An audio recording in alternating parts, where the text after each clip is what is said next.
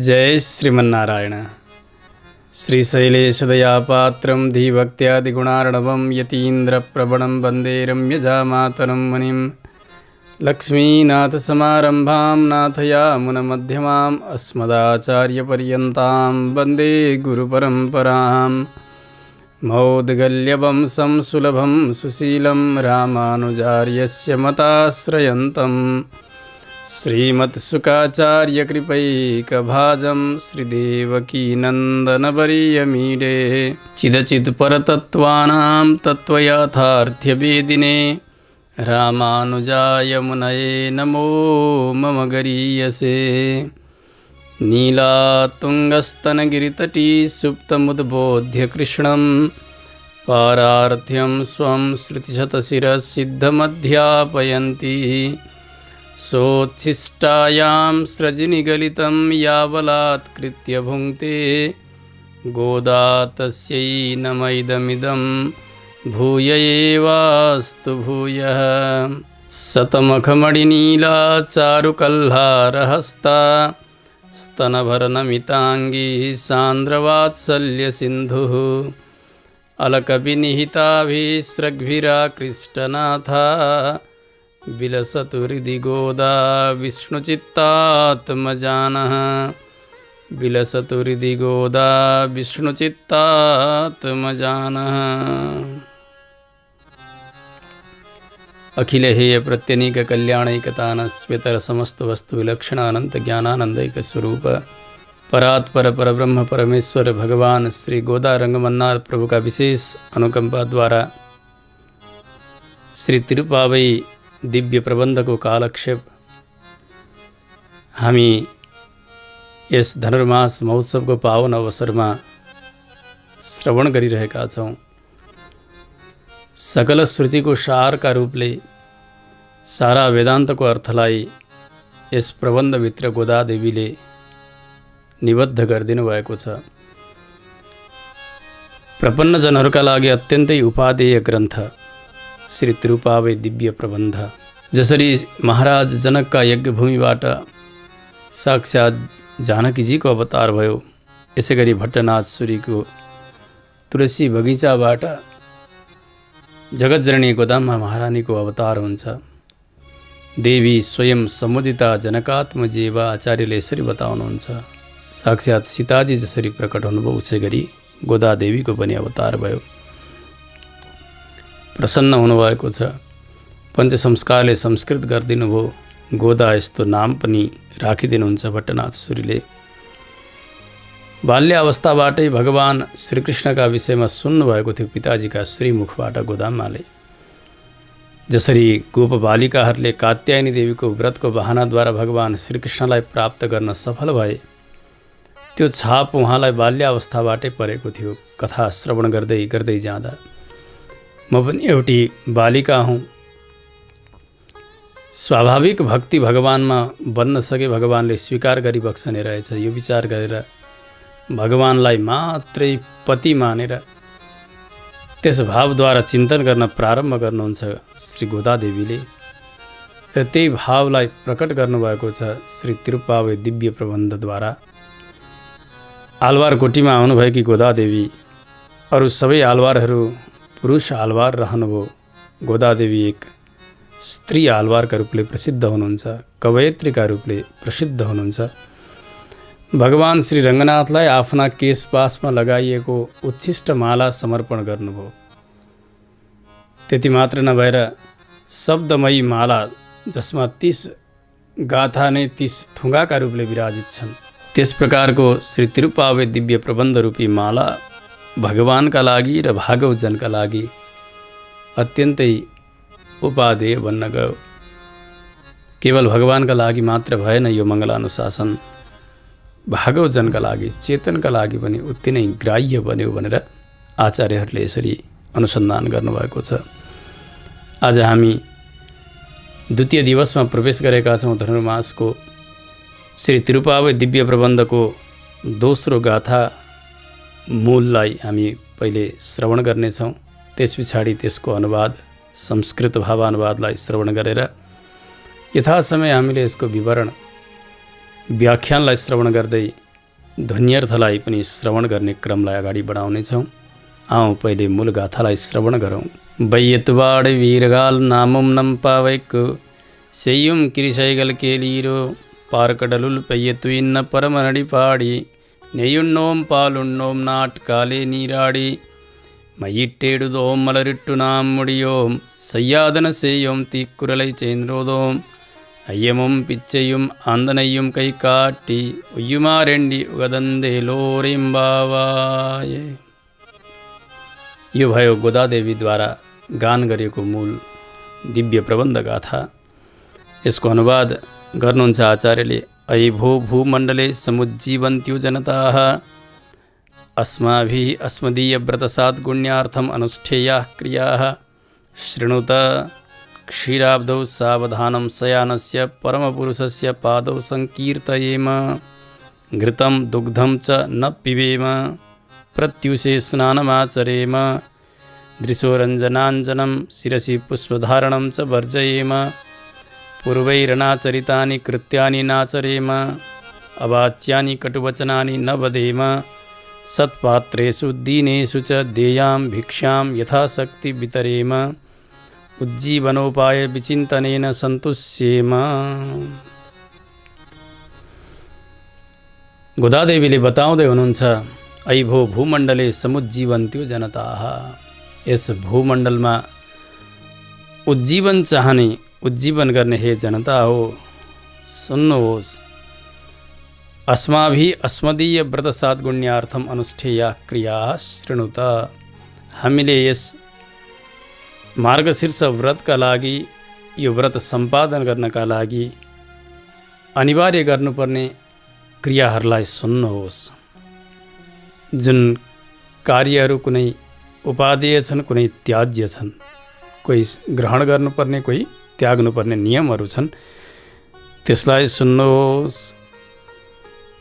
क्षीरसागरमा सावधान भएर शयन गर्ने परमपुरुष भगवानका श्रीचरणको हामीले कीर्तन गर्नेछौँ। यो व्रत अवधिभरि घिउ पिउने छैनौँ, दुध पिउने छैनौँ। प्रातःकाल ब्रह्म मुहुर्तमा उठेर स्नान गर्नेछौँ। दृशो अञ्जनाञ्चनं शिरसि पुष्पधारणं च वर्जयेम। आँखामा गाजल लगाउने छैनौँ, शिरमा पुष्प धारण गर्ने छैनौँ। पूर्वाचार्यहरूले आचरण नगर्नुभएका कृत्यहरू, त्यस्ता कर्महरू हामीले गर्ने छैनौँ। अवाच्यानि कटुवचनानि न वदेम। बोल्न नहुने त्यस्ता कटु वचनहरू, अर्कालाई बिजाउने प्रकृतिका वचनहरू हामीले बोल्ने छैनौँ। सत्पात्रमा र दीन दुखीहरूमा दिनुपर्ने भिक्षा हामी यथाशक्ति दिनेछौँ। उज्जीवनको उपायको चिन्तन गरेर हामी सन्तुष्ट रहनेछौँ। यो मूल गाथाको विवरण भयो। श्री गोदादेवीले यो प्रारम्भ गरिएको मार्गशीर्ष व्रत समाप्ति गरुन्जेलसम्मका लागि जुन जुन कर्महरू गर्नुपर्ने हुन् र जुन जुन कर्महरू त्याग्नुपर्ने हुन्, ती सबैलाई यस गाथाद्वारा बताइरहनु भएको छ। कृत्याकृत्य विवेक संकल्प प्रकाशिका सेयम गाथा इति यावत्।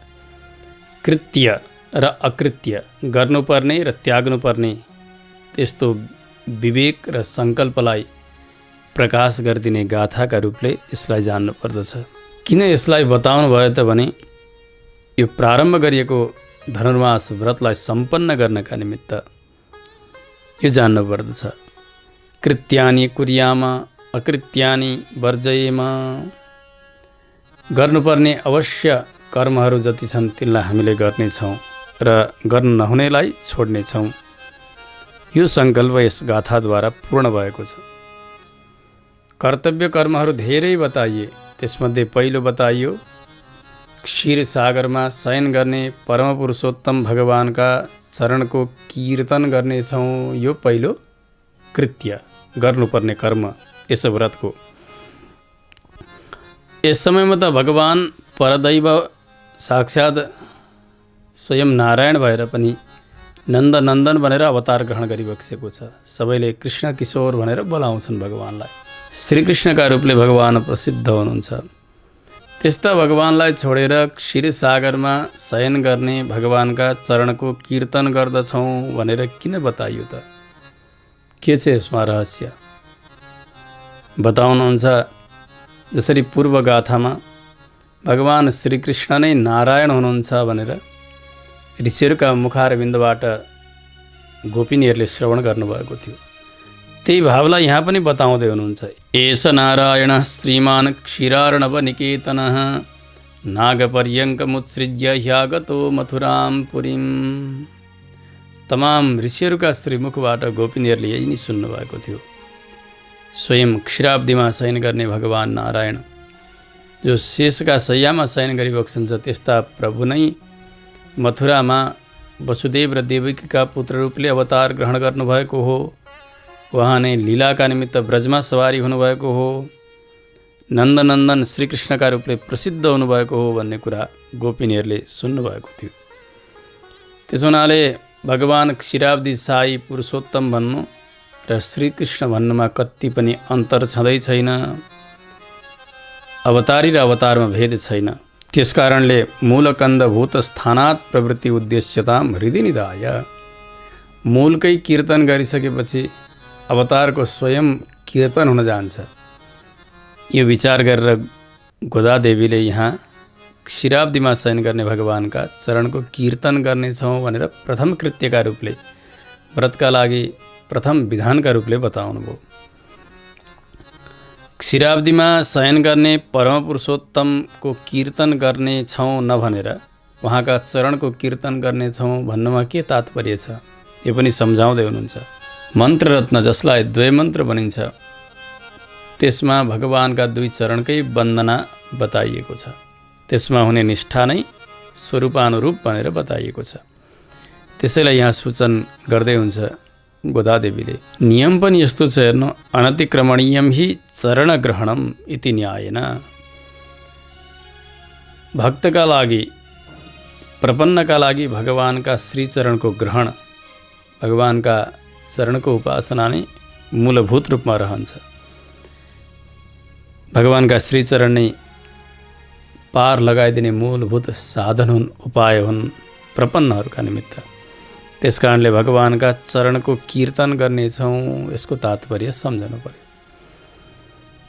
क्षीराब्दीमा सावधान भएर शयन गर्ने यो विशेषणले के बताउन खोज्दै हुनुहुन्छ भने, भगवान भक्तको आर्त ध्वनिलाई सुन्नका निमित्त अत्यन्तै सावधान भएर सुत्नुहुन्छ। कति बेला पुकार गर्लान् भक्तले द्रौपदीलाई परेको जस्तो आपत अथवा गजेन्द्रलाई परेको जस्तो आपत आइलाग्छ कि भनेर भगवान अति नै सावधान भएर शयन गरिबक्सन्छ। अरू सामान्य संसारी जीवहरू मस्त निद्रामा हुन्छन्, तर भगवान सावधानीका साथ योग निद्रामा रहनुहुन्छ। त्यसैले श्री विष्णु सहस्रनाममा अनेक नाम मध्ये भगवानको एउटा नाम छ शुचिश्रवा।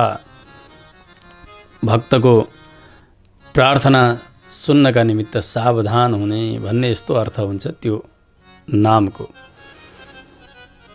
भगवान यसरी सावधान भएर शयन गरिबक्सन्छ, त्यस्ता प्रभुका श्रीचरणको हामीले कीर्तन गर्नेछौँ। क्षीराब्दीमा निवास गर्नुहुने त्यस्ता भगवान परमपुरुष नभनेर क्षीरसागरमा शयन गर्ने त्यस्ता परमपुरुषोत्तम भगवानका चरणको कीर्तन गर्नेछौँ, यो भन्नुमा के तात्पर्य छ बताउनुहुन्छ। भगवत शयनावस्थायां पारम्य प्रतिपत्या भक्तानां विद्यहृदयत्वं द्योतितं भवति। क्षीरसागरमा बस्ने भन्नाले भगवान क्षीरसागरमा निवास गर्ने भन्ने मात्र सामान्य अर्थ भयो। क्षीरसागरमा शयन गर्ने भन्नाले भगवानको विशेष स्थिति यहाँ बताइयो, जो शयनकालीन स्थिति हो। भगवान सामान्यतया राज भइबक्सिँदा भन्दा शयन गर्दाखेरि अत्यन्तै शोभायुक्त बनिबक्सन्छ। जस्तो कि विश्वामित्र महामुनिले यज्ञ रक्षाका निमित्त भगवान श्री रामचन्द्रलाई लिएर जान लाग्नुभयो वनतर्फ, सिद्धाश्रमतर्फ। भगवान जाने समयमा पिताजीको आज्ञा भयो, गुरु वशिष्ठको पनि आज्ञा भयो।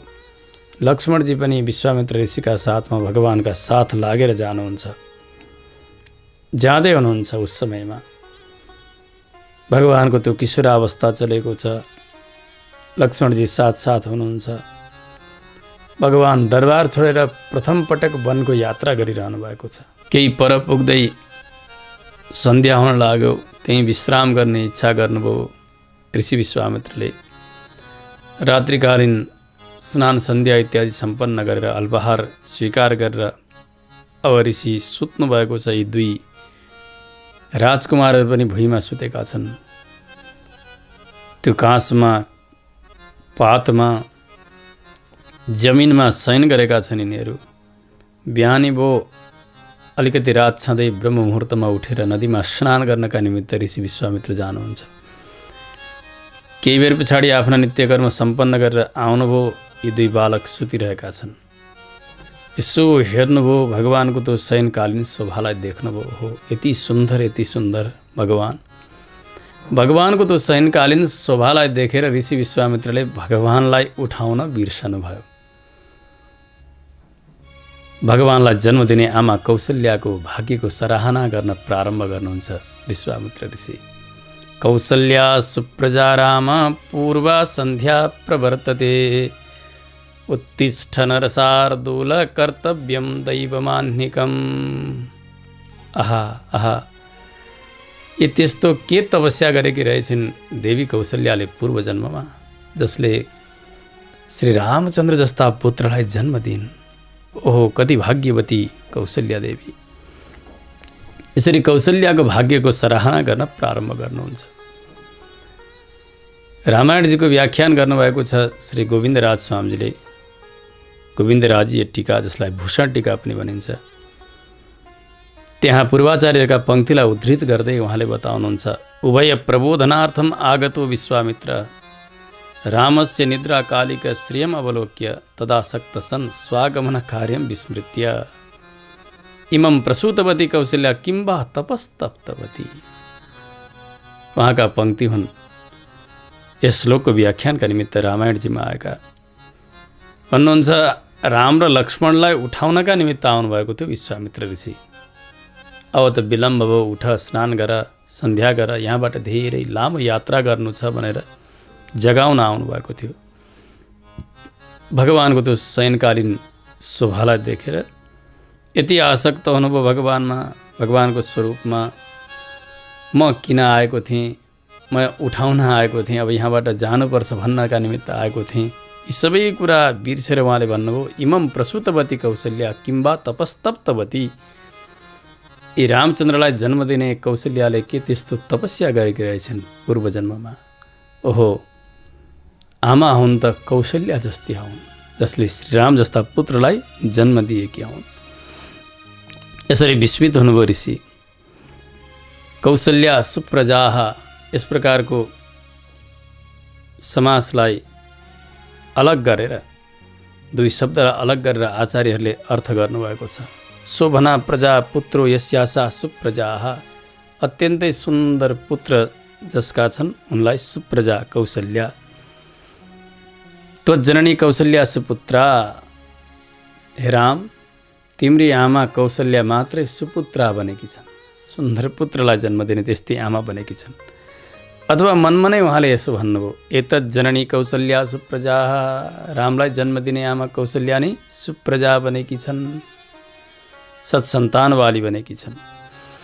वाल्मीकिले भगवानको अवतारका समयमा बताउनु भएको छ, कौशल्या सुशुभे तेन पुत्रेण अमृत तेजसा। जसरी अदिति महारानीले देवराज इन्द्रलाई पुत्र प्राप्त गरिसकेपछि शोभा प्राप्त गर्नुभएको थियो, त्यसै गरी भगवान श्री रामचन्द्रलाई काखमा राखेर माता कौशल्या पनि त्यसै गरी सुशोभित बन्नुभएको थियो। आज यस्तो स्थिति भयो हेर्नु विश्वामित्र ऋषिको।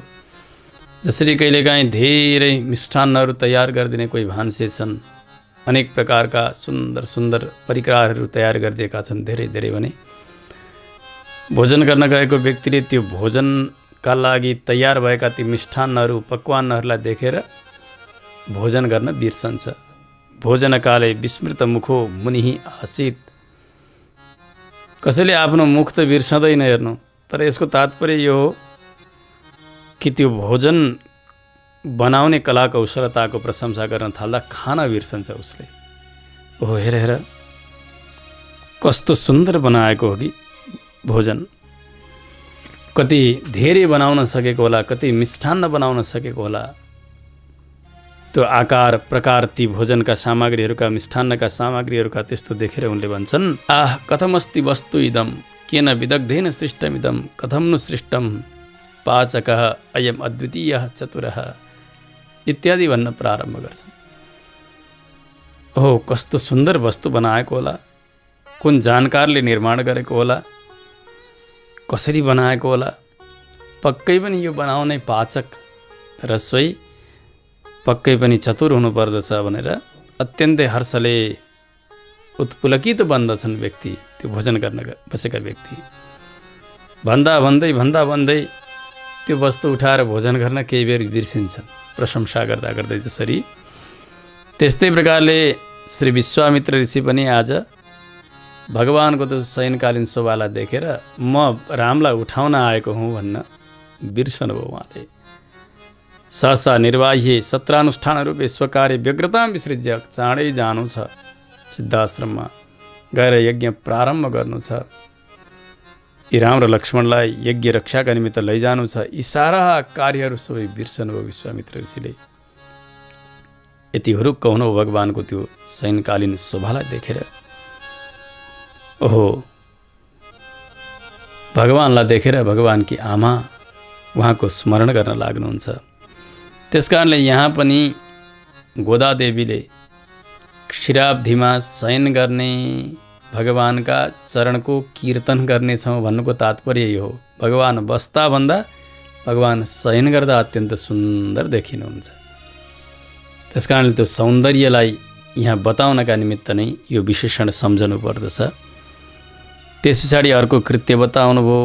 यहाँसम्म यस व्रतमा गर्नुपर्ने कृत्यहरूलाई बताउनु भयो। अब अकृत्यहरू जसलाई छोड्नुपर्ने हुन् त्यस्ता नियमहरू पनि बताउन प्रारम्भ गर्नुहुन्छ। घृतम दुग्धम च न पिबेम, हामीले यो धनुर्मास व्रतभरि घिउ पिउने छैनौँ, दुध पिउने छैनौँ। यसबाट के जानिन्छ भने यो व्रत समाप्ति हुन्जेलसम्म घिउ नखानु, दुध नपिउनु इत्यादि सङ्कल्प गोपिनीहरूको भएको देखिन्छ। तर अगाडि गएर 27औं गाथामा भगवानसँग यस्तो भोजनको याचना गर्नुभएको छ गोपिनीहरूले। हे प्रभु यस्तो क्षीरान्न हामीलाई दिइबक्स्योस् जहाँ घिउ अत्यन्तै धेरै लागेको होस् त्यो खिरमा, र यसरी पान गर्दै गर्दाखेरि यी औँलाका काप कापबाट त्यो घिउको धारो भुइँमा चुइयोस्, कुइनाबाट पनि घिउको धारो बगोस्, त्यस प्रकारको भोजन हामीलाई दिनुपर्छ भनेर प्रार्थना गर्नुहुन्छ गोपिनीहरूले। यसबाट के जान्नुपर्छ भने व्रतावधिभरि धेरै भोजन गर्नका निमित्त निषेध गर्दै व्रत समाप्तिका समयमा फेरि त्यो भोजन खुलाउने हुन्छन् नि, कति भोजन त्याग्ने र त्यसको फेरि पुनः प्रारम्भ गर्ने नियमहरू। यस्तो सामान्य नियमलाई यहाँ जान्नुपर्छ। एउटा यो सामान्य अर्थ हो। अर्को तात्पर्य यो हो कि व्रतनिष्पत्तये देह धारण मात्रोपैकम किमपि आस्यम। व्रतमा धेरै भोजन गर्न हुन्न। भोजन गर्ने बित्तिकै त्यो व्रत हुँदैन। केवल यो शरीर जतिले टिक्दछ, जतिले त्यो कर्म त्यो व्रतानुष्ठान पूर्ण हुन सक्छ त्यति मात्र भोजन गर्ने, त्यहाँभन्दा ज्यादा भोजन गर्न हुन्न। अर्को पनि यसमा एउटा तात्पर्य यो हो कि भोजन नगर्दै गइसकेपछि शरीर दुब्लो पातलो हुन्छ। गोपिनीहरूको यस्तो भाव हो कि हामी अति दुब्ली पातली बन्दै भगवानका नजिकै जाने भने हेर हेर मेरा निमित्त यिनीहरूले नखाएर नपिएर यति पातला भइसके, दुब्लाइसके भनेर भगवान चाँडै कृपा गर्नुहोला, भगवान चाँडै प्रसन्न हुनुहोला भन्ने यो पनि तात्पर्य गोपिनीहरूको। त्यसकारणले हामी घिउ पिउने छैनौँ, दुध पिउने छैनौँ यस्तो प्रतिज्ञा गर्नुभयो। वासुदेव सर्वमिति समाहात्मा सुदुर्लभः। अर्को तात्पर्य यो पनि हो कि प्रपन्न जनका निमित्त, भक्तजनका निमित्त भगवान नै भोग्य, भगवान नै धारक पोषक अनि सर्वस्व भनेको भगवान नै हुनुहुन्छ त्यस्ता भक्तका निमित्त वासुदेव सर्वमिति। त्यसो हुनाले हाम्रो सबै रक्षा गर्ने, धारण गर्ने, पोषण गर्ने अनि हामीले अनुभव गर्नका निमित्त स्वयं भगवान नै हुनुहुन्छ हाम्रा भोग्य। त्यसो हुनाले संसारका प्राकृत वस्तुलाई धेरै प्राथमिकता दिन हुन्न। खान, पिउन, सुत्न यो व्रतका समयमा भनेर यी सबै चिजबाट वैराग्य आउँदै जाओस् र भगवानमै यो मन लाग्दै जाओस् भन्ने तात्पर्य पनि सम्झनुपर्छ। यहाँ घृतम न पिबेम दुग्धम न पिबेम इत्यादिको। त्यस पछाडि बताउनुभयो प्रत्युषे स्नानम आचरेम। हामी बिहानै उठेर सूर्योदयभन्दा पहिल्यै स्नान गर्नेछौँ। यसको तात्पर्यलाई पनि यहाँ बताउनुहुन्छ। सधैँ त उठेर स्नान गर्नुपर्छ प्रातःकालमै, शास्त्रले यही नै भन्छन्। प्रातः स्नान गर्नु, शौचादिबाट निवृत्त भएर आइसकेपछि स्नान अवश्य गर्नु, प्रातःकाल नै गर्नु। कसरी यो व्रतको अङ्ग हुन सक्छ र? प्रत्येक दिन नै स्नान प्राप्त छ, सधैँ नै स्नान गर्नुपर्छ भने यो धनुर्मास व्रतकै निमित्त किन विशेष विधान हुन सक्छ त? प्रत्यहमपि यावत् जीवम प्रभाते एव खलु स्नातव्यम। जीवनभर बिहानै नै उठेर नुहाउनु पर्ने हो नि। तर यहाँ किन विशेष विधान गर्नुभयो त भन्दा सधैँ प्रत्येक दिन प्रातःकाल नै स्नान गर्नुपर्ने हो। अरू समयमा भन्दा धनुर्मासमा गरिने प्रातःकालको स्नान विशेष स्नान हो। किनभने अरू गर्मीका समयमा, अरू सामान्य समयमा बिहानी उठेर स्नान गर्नु यो स्वाभाविक हुन्छ, सहज हुन्छ। तर अत्यन्तै शीतकाल, ठन्डीको यो चरम अवस्था, यसबेला प्रातः चाँडै उठेर स्नान गर्न यो विशेष स्नान हो। त्यस कारणले नै हामीले प्रत्युषे स्नानमा आचरेम, गोपिनीहरूले बिहानै उठेर स्नान गर्नेछौँ भन्नुको विशेष तात्पर्य सम्झनुपर्छ। त्यस पछाडि गोपिनीहरूले भन्नुभयो हामीले आँखामा गाजल लगाउने छैनौँ, शिरमा पुष्प धारण गर्ने छैनौँ। शिरमा पुष्प धारण गर्ने यस्तो प्रचलन दक्षिण भारतमा अद्यावधि चलिरहेको छ। माताजीहरूले प्राय माला लगाउने, केशमा अथवा पुष्प धारण गर्ने यसो गर्नुहुन्छ। गोदाममाजीकै चरित्रमा पनि हामीले सुन्यौँ नि, केशमै लगाउनु भएको थियो भगवान् बटपत्र साईलाई तयार गरिएको त्यो पुष्पमाला। हामीले त्यो गर्ने छैनौँ। यसबाट के जान्नुपर्छ भने व्रतका अवधिमा अत्यधिक शरीरको श्रृङ्गार गर्न हुन्न। स्वाभाविक श्रृङ्गार, स्नान इत्यादि त छँदैछन्, तर धेरै अलङ्कारहरू गर्न हुन्न व्रतावधिभरि। त्यस कारणले यहाँ पुष्प धारणलाई त्याग गर्ने, आँखामा गाजल नलगाउने इत्यादि सङ्कल्पको तात्पर्य सम्झनु पर्यो। त्यस्तै प्रकारले अगाडि बताउनुभयो पूर्वाचार्यहरूले जसको आचरण गर्नुभएको छैन त्यस्ता कृत्यहरू हामीले गर्ने छैनौँ। यो अत्यन्तै विचारणीय विशेषण हो। पूर्वैः अनाचरितानां कृत्यानां वर्जनम अवाच्यानां कटुवचनानां प्रहाणं च न तावत् व्रताङ्गभूतम्। पूर्वाचार्यले नगरेको कर्म गर्दैनौँ भन्नु केवल व्रतका समयमा मात्र होइन। पूर्वजहरूले नगरेका कर्महरू अरू बेला पनि आजीवन गर्न हुन्न व्यक्तिले। त्यस्तै उहाँले नबोलेका कटु वचनहरू, बोल्न नहुने वचनहरू, त्यो केवल व्रतका अवधिमा मात्रै नबोल्नु पर्ने होइन, जीवनभर नै त्यस्ता कटु वचनहरू नबोल्नु पर्ने हो। तर यहाँ व्रताङ्गभूत यी नियमहरू किन बताइए व्रतका अङ्ग जस्ता बनाएर?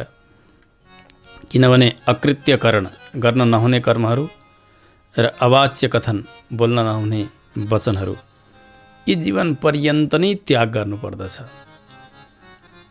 के त्यसो भए व्रत समाप्ति नहुन्जेलसम्म पूर्वजहरूले नगरेका कर्म नगर्ने, त्यस पछाडि व्रत सकिने बित्तिकै फेरि उनीहरूले नगरेको पनि गर्न थाल्ने, व्रत अवधिभरि अवाच्य वचन नबोल्ने, व्रत सकिने बित्तिकै नबोल्नुपर्ने कुरा पनि बोल्न थाल्ने, यस्तो प्रसक्ति फेरि आउन सक्दैन र भन्दा नै यहाँ पनि के जान्नुपर्छ भने जस्तो कि वेदले बताउनुहुन्छ, विशेष गरी तैत्तिरीय संहितामा द्वितीय काण्ड पञ्चम प्रपाठकमा बताउनुहुन्छ, तस्यैतद् व्रतं नानृतम वदेत न मांसमस्नीयात, उसको यही व्रत हो, उसले झुट बोल्न हुँदैन, मांस भक्षण गर्न हुँदैन। वेदले यसरी बताउनु भएको छ। अधिकारी विशेषलाई नि व्रतका रूपले गर्नुपर्ने कर्म अनि त्याग्नुपर्ने कर्म, जसमा असत्य वचन नबोल्नु, मांस भक्षण नगर्नु इत्यादि बताउनु भयो वेदले। यो त नैमित्तिक होइन नि, कहिले गर्ने कहिले नगर्ने, अथवा व्रत सकेपछि फेरि गर्न प्रारम्भ गर्ने, असत्य बोल्न, मांस भक्षण गर्न प्रारम्भ गर्ने, यस्तो त होइन नि। नित्य नै यो त पालन गर्नुपर्ने नियम हो सम्पूर्ण अधिकारीका लागि। तर पनि तस्यैतद् व्रतम भनेर किन वेदले बताउनु भयो त? उसका लागि यो व्रत हो भनेर भन्दा, नित्यस परिहरणीयस्यापि अनृतकथन मांसासनादेः व्रतकाले विशिष्य परिहरणीयत्वं शास्त्राभिप्रेतम्। नित्य नै असत्य नबोल्नु पर्ने हो, सधैँ नै, आजीवन नै। यसै गरी मांस भक्षण अथवा अवाच्य वचन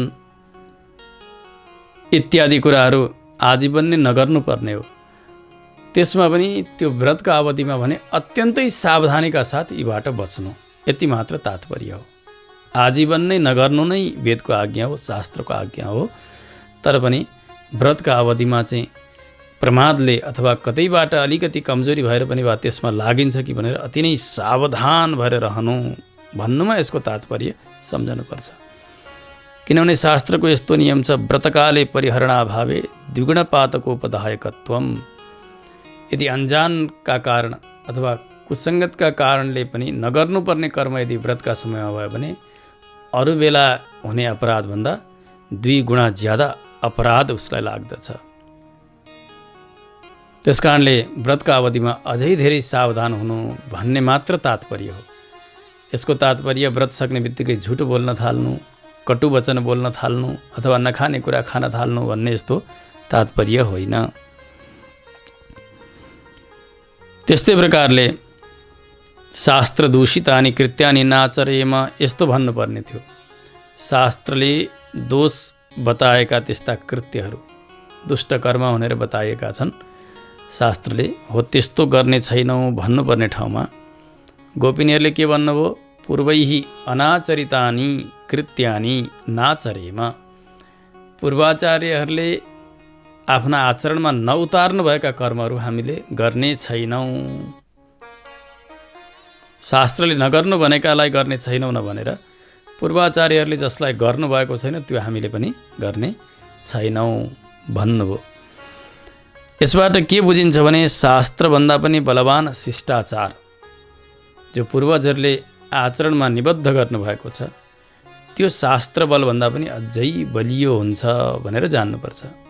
विदयश्च वैदिकाः त्वदीय गम्भीर मनोनुसारिणः, यमुनाचार्य स्वामीले पनि बताउनु भएको छ। सारा शास्त्रका विधानहरू पनि त्यस्ता महापुरुषहरू पूर्वाचार्यहरूको पदलाई पछ्याउनेवाला छन्। यसको तात्पर्य के हो कि पूर्वाचार्यहरू त्यस्ता प्रामाणिक जनहरू शास्त्रको मर्यादाभन्दा अलग्ग भएर कहिले रहनुहुन्न। उहाँहरूले जे गर्नुहुन्छ त्यो शास्त्रले त्यसैलाई नै पछ्याउने हो, शास्त्रभित्रै रहेर उहाँहरूले आचरण गर्नुहुने हो। त्यसकारणले हामीले शास्त्र सबै जानेर सकिन्न, के गर्न के नगर्न हुने हो, के गर्नै पर्ने हो के गर्न नहुने हो इत्यादि सबै छुट्याउनका निमित्त महापुरुषहरूको दिनचर्यालाई हेरेर, उहाँका चरित्रलाई हेरेर सुनेर नै हामीले निर्णय गर्नुपर्ने। कहिलेकाहीँ शास्त्रले गर्नु भनेर बताएका कर्महरू पनि महापुरुषहरूले गर्नुभएको हुन्न हो, ती उहाँहरूले गर्नुभएको छैन भने शास्त्रले गर्नु नै भनेर विधान गरे पनि ती कर्महरू गर्न हुन्न, त्यो गर्न पर्दैन। त्यसैले तैत्तिरीय उपनिषद्ले बताउनु भएको छ, जहाँ आचार्यको शिष्यका प्रति आज्ञा छ। भन्नुहुन्छ, बाबु सुन, अथ यदि ते कर्म विचिकित्सा वृत्त विचिकित्सा वा स्यात् एतत्र ब्राह्मणाः सम्मर्षिणः युक्ता युक्ताः अलूक्षा धर्मकामाः स्युः यथा ते तत्र वर्तेरन् तथा तत्र वर्तेथाः। आचार्यले बताउँदै हुनुहुन्छ, बाबु तिमीलाई आफूले गर्नुपर्ने कर्मका विषयमा जिज्ञासा भयो, संशय भयो, अथवा आफ्ना आचरणका विषयमा पनि संशय भयो भने तिमी त्यस्ता महापुरुषहरूका सन्निधिमा जानु जसले ब्रह्म तत्त्वलाई जान्नुभएको छ, त्यस्ता ज्ञानी आचार्यहरूका सन्निधिमा जानु। उहाँहरू प्रामाणिक हुनुहुन्छ, उहाँहरूले गर्नुपर्ने कर्मलाई गर्नुभएको छ। रुखा हुनुहुन्न, उहाँहरू रसिक हुनुहुन्छ, धर्मलाई जान्नुभएको छ उहाँहरूले। यथा ते तत्र वर्तेरन् तथा तत्र वर्तेथाः, उहाँहरू जसरी रहनुभएको छ नि, जसरी उठ्नुहुन्छ, जस्ता जस्ता दैनिकी छन् उहाँहरूका, जे गर्नुहुन्छ जे गर्नुहुन्न हो त्यसलाई उहाँ बसेर जस्ताको तस्तै सिकेर देखेर त्यसरी नै तिमीले पनि रहनु। यही नै शास्त्रको मर्यादा हो, यही नै शास्त्रको मूल स्थिति हो भनेर शिष्यलाई गुरुले आज्ञा गर्नुहुन्छ। यसबाट के बुझ्नुपर्छ भने हेर्नु, शास्त्रले बताएका सबै कुराहरू हाम्रा जीवनमा उतार्न, तदनुकूल आचरण गर्न असम्भव नै रहन्छ। त्यसकारण त्यस्ता प्रामाणिक आचार्यहरू, महापुरुषहरू, उहाँहरूको दिनचर्यालाई हेरेर हो यसै गर्नुपर्ने रहेछ भनेर सिक्नु पर्यो। त्यसैले यहाँ गोदाममाझीले गोपी भावद्वारा भन्नुभयो, हामीले पूर्वाचार्यहरूले अनाचरण गरेका त्यस्ता कृत्यहरू हामीले गर्ने छैनौँ।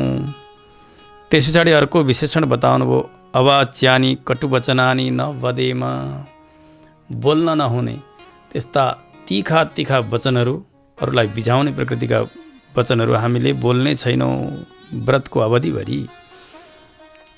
शास्त्रले के भन्छ भने सधैँ सत्य बोल्नु, अरूलाई प्यारो लाग्ने, प्रिय लाग्ने त्यस्तो मधुर शब्द बोल्नु, सत्य भए पनि अप्रिय वचन नबोल्नु। शास्त्रले यही नै आज्ञा गर्नुभएको छ।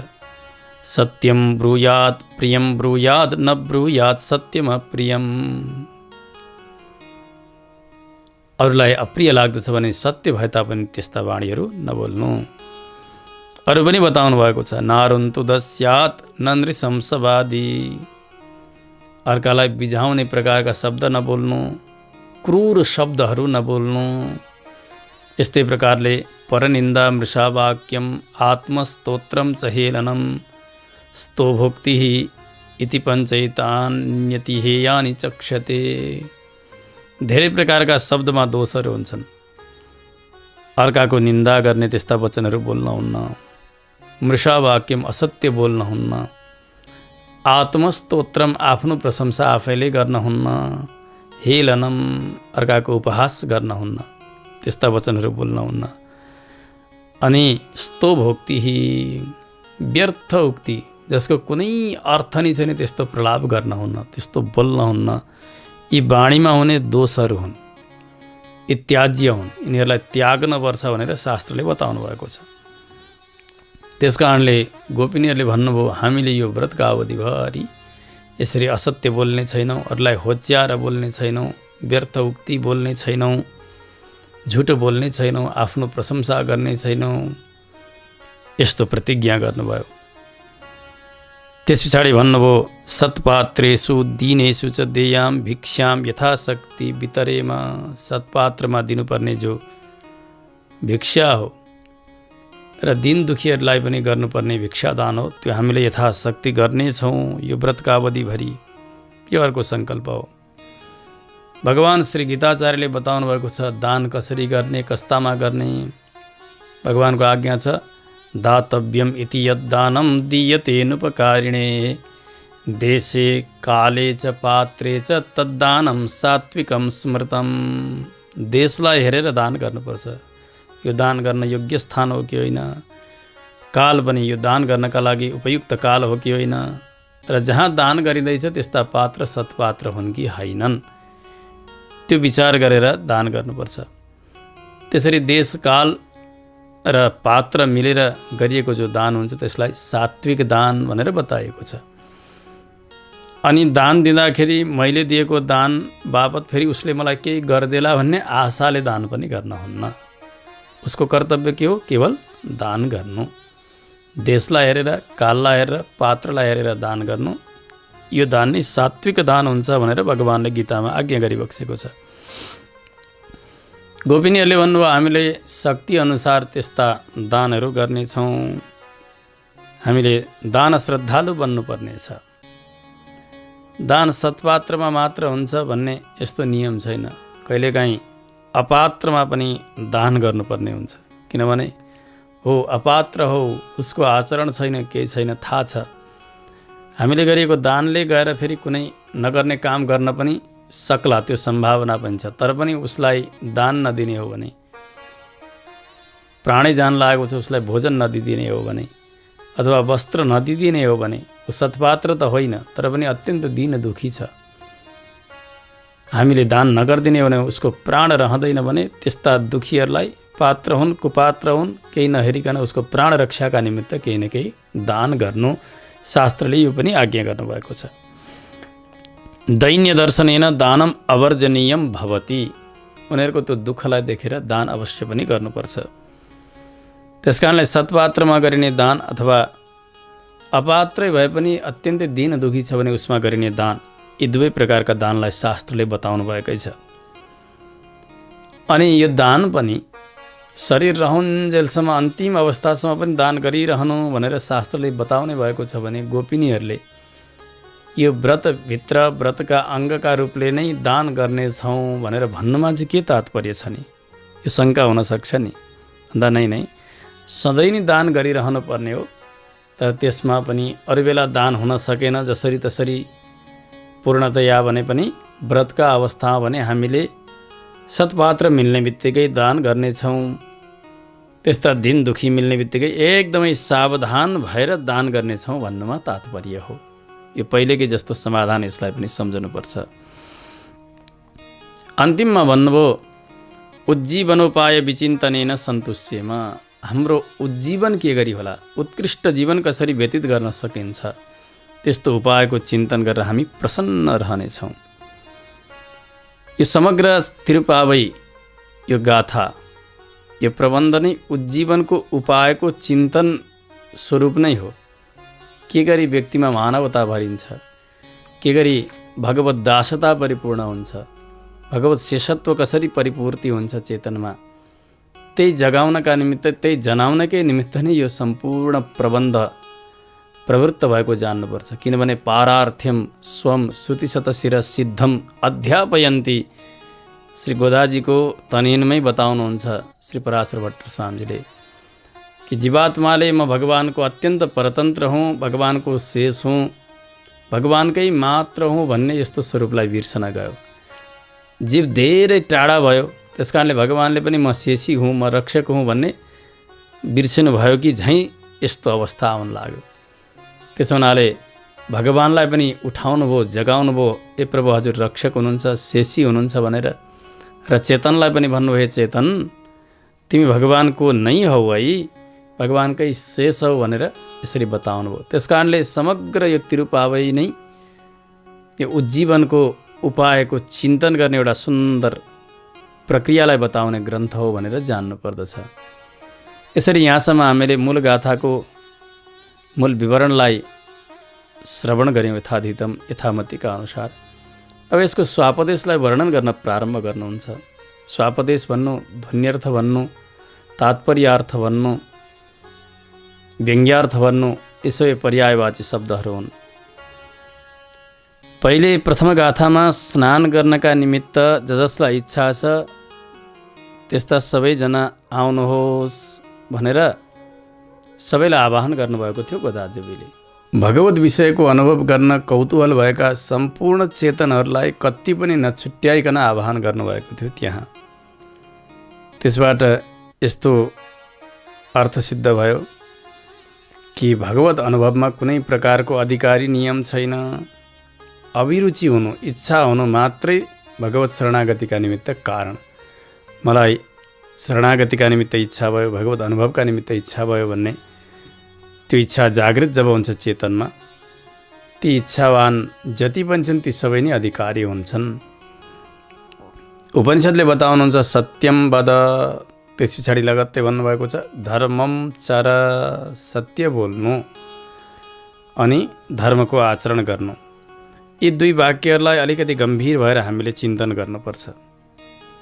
जस्तो कि सत्यम वद, यो त सबैका निमित्त नै हो यो वाक्य। किनभने मानव मात्रले सत्य बोल्नुपर्छ। जब मानव समुदाय सत्यबाट अलिक टाढा टाढा हुन लाग्यो, वेद बाध्य भएर बोल्न लाग्नुहुन्छ, सत्यम वद हे मानव, सत्य बोल। चाहे ब्राह्मण होस्, क्षत्रिय होस्, वैश्य होस्, शूद्र होस्, कुनै वर्णको होस्, ब्रह्मचारी, गृहस्थ, वानप्रस्थ, सन्यास, कुनै आश्रमको नै किन नहोस्, यी सबैले सत्य अवश्य पनि बोल्नुपर्छ।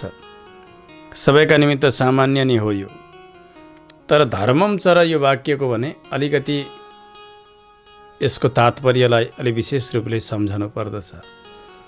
धर्मको आचरण गर भन्ने बित्तिकै ब्राह्मणले के सम्झनु पर्यो? ब्रह्म कर्मको आचरण गर्नु पर्यो मैले भन्ने सम्झनु पर्यो। क्षत्रियले आफ्नै वर्णाश्रम अनुसारका कर्मको आचरण गर्नु पर्यो भनेर जान्नु पर्यो। वैश्यले आफ्नै अधिकारभित्रको वैश्य कर्मलाई जान्न पर्यो। शूद्रले त्यसै गरी जान्नु पर्यो। ब्रह्मचारीले ब्रह्मचर्य कर्मलाई जान्नु पर्यो। गृहस्थले गार्हस्थ्य कर्मलाई जान्नु पर्यो। यसै गरी वन्याश्रमी वानप्रस्थीहरूले वानप्रस्थ कर्मलाई जान्न पर्यो। सन्यास आश्रमकाले सन्यास कर्मलाई जान्न पर्यो। भन्नलाई वेदले केवल धर्मम चर मात्रै भन्नुभएको छ, तर ती अधिकारी अनुसार उनीहरूले आफ्ना वर्णाश्रम अनुकूलको धर्म गर्नुपर्छ भनेर जान्न पर्यो। सबैका लागि एउटै वाक्य भए तापनि यसको तात्पर्यमा भने भेद हुन्छ। जसरी धर्मम चर यस वाक्यको सत्यम वद त सबैका निमित्त बराबर नै हो, किनभने सबैले सत्य अवश्य पनि बोल्नुपर्छ। त्यस्तै प्रकारले भगवत भागवताचार्य श्रेण रूपकृत्य विशेषस्य सर्वाधिकारिकत्वे वास्तविके सत्यपि अत्रापि मनागिव शिक्षणम अपेक्षितम भवति। बताउनुहुन्छ भगवानको, भागवतजनको र आचार्यको आश्रयण रूप जो कृत्य छ, कर्म छ, त्यो कर्म सबैका निमित्त प्राप्त छ। सबैलाई अधिकार छ भगवत आश्रयणमा जानका निमित्त, भागवतका सन्निधिमा जानका निमित्त, आचार्य सन्निधानमा गएर समर्पित हुनका निमित्त। तर पनि यहाँ एउटा अलिकति यसको मर्मलाई भने हामीले सम्झनै पर्छ। त्यही मर्म सम्झाउनका निमित्त यस गाथाको अवतार गर्नुभयो गोदादेवीले। यहाँ बताउन खोजिएको के हो भने शास्त्रवश्यत्वम मुख्योधिकारः इति प्रदर्शयति सेयम गाथा। भगवानका शरणमा जानु, आचार्यका शरणमा त जानु, जाँदाखेरि कसरी जानु? शास्त्रले भनेको मान्ने भएर जानु। सबैले जानु, सबैका निमित्त अधिकार छ, तर शास्त्रका मर्यादाभित्र भएर जानु। शास्त्रवश्यत्व भनेको शास्त्रको अधीनमा भएर रहनु, यसलाई शास्त्रवश्यत्व भनिन्छ। शास्त्रले भनेको नमान्ने भएर जानु होइन, शास्त्रले भनेको मान्ने भएर जानु, त्यस मर्यादाभित्र जानु। यो मुख्य कुरा बताउन खोज्नु भएको गोदादेवीले। श्रीमद् भगवद् गीतामा 16औं अध्यायको अन्तिम अवस्थामा भगवान श्रीकृष्णले अर्जुनलाई सम्झाउनु भएको छ। हे अर्जुन, यस शास्त्र विधिमुत्सृज्य वर्तते कामकारतः न स सिद्धिमवाप्नोति न सुखम न पराम गतिम। त्यसपछि लगत्तै भन्नुभयो तस्मात् शास्त्रम प्रमाणन्ते कार्याकार्यव्यवस्थितौ ज्ञात्वा शास्त्र विधानोक्तम कर्म कर्तुमिहारसि। जसरी व्यक्तिले शास्त्रको विधिलाई छोडेर स्वतन्त्र भएर म केही कर्म गर्छु, सत्कर्म गर्छु भनेर प्रारम्भ गरे भने उसको साधना सिद्ध हुँदैन, उसको कर्म सफल हुँदैन। न स सिद्धिम अवाप्नोति न सुखम न पराङ गतिम। उसलाई यहाँ प्राप्त हुने सुख पनि मिल्दैन, परम गति मोक्ष पनि उसले प्राप्त गर्न सक्दैन। त्यस कारणले शास्त्र नै प्रमाण हो कार्य र अकार्यको व्यवस्थितिका लागि। गर्नुपर्ने कर्म र त्याग्नुपर्ने कर्मका निमित्त शास्त्र नै सबैभन्दा ठुलो आधार हो भनेर भगवान श्री गीताचार्यले बताउनु भएको छ। त्यसकारणले शास्त्रको अधीनमा भएर रहनु अनि त्यही अधीनमा भएर नै भगवत शरणागतिका निमित्त अथवा आचार्य शरणागतिका निमित्त जानु, यो नै सबैभन्दा ठुलो यो व्रत विशेषको अधिकारीको नियम हो। यस व्रतमा रहनेले त्यसरी जानु पर्दछ। यदि शास्त्रले भनेको नमान्ने हो भने यस भगवत अनुभव रूपी व्रतका उनी उत्तम अधिकारी हुँदैनन्, यो तात्पर्यलाई सम्झनु पर्यो।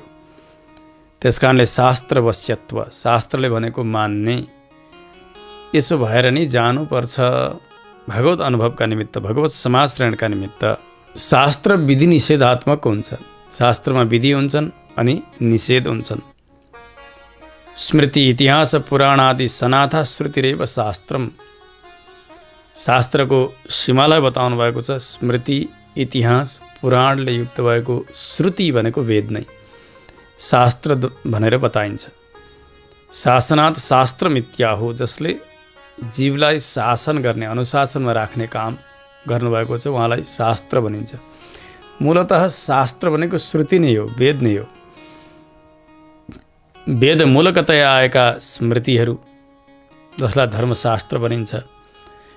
यसै गरी इतिहास अनि पुराण आदि आदि यी सबै शास्त्र अन्तर्गत पर्दछन्।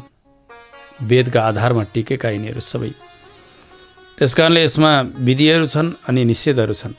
जस्तो कि विधिवाक्यहरू प्रसिद्ध छन्। मातृदेवो भव, पितृदेवो भव, आचार्य देवो भव, अतिथि देवो भव, सत्यम वद, धर्मम चर इत्यादि।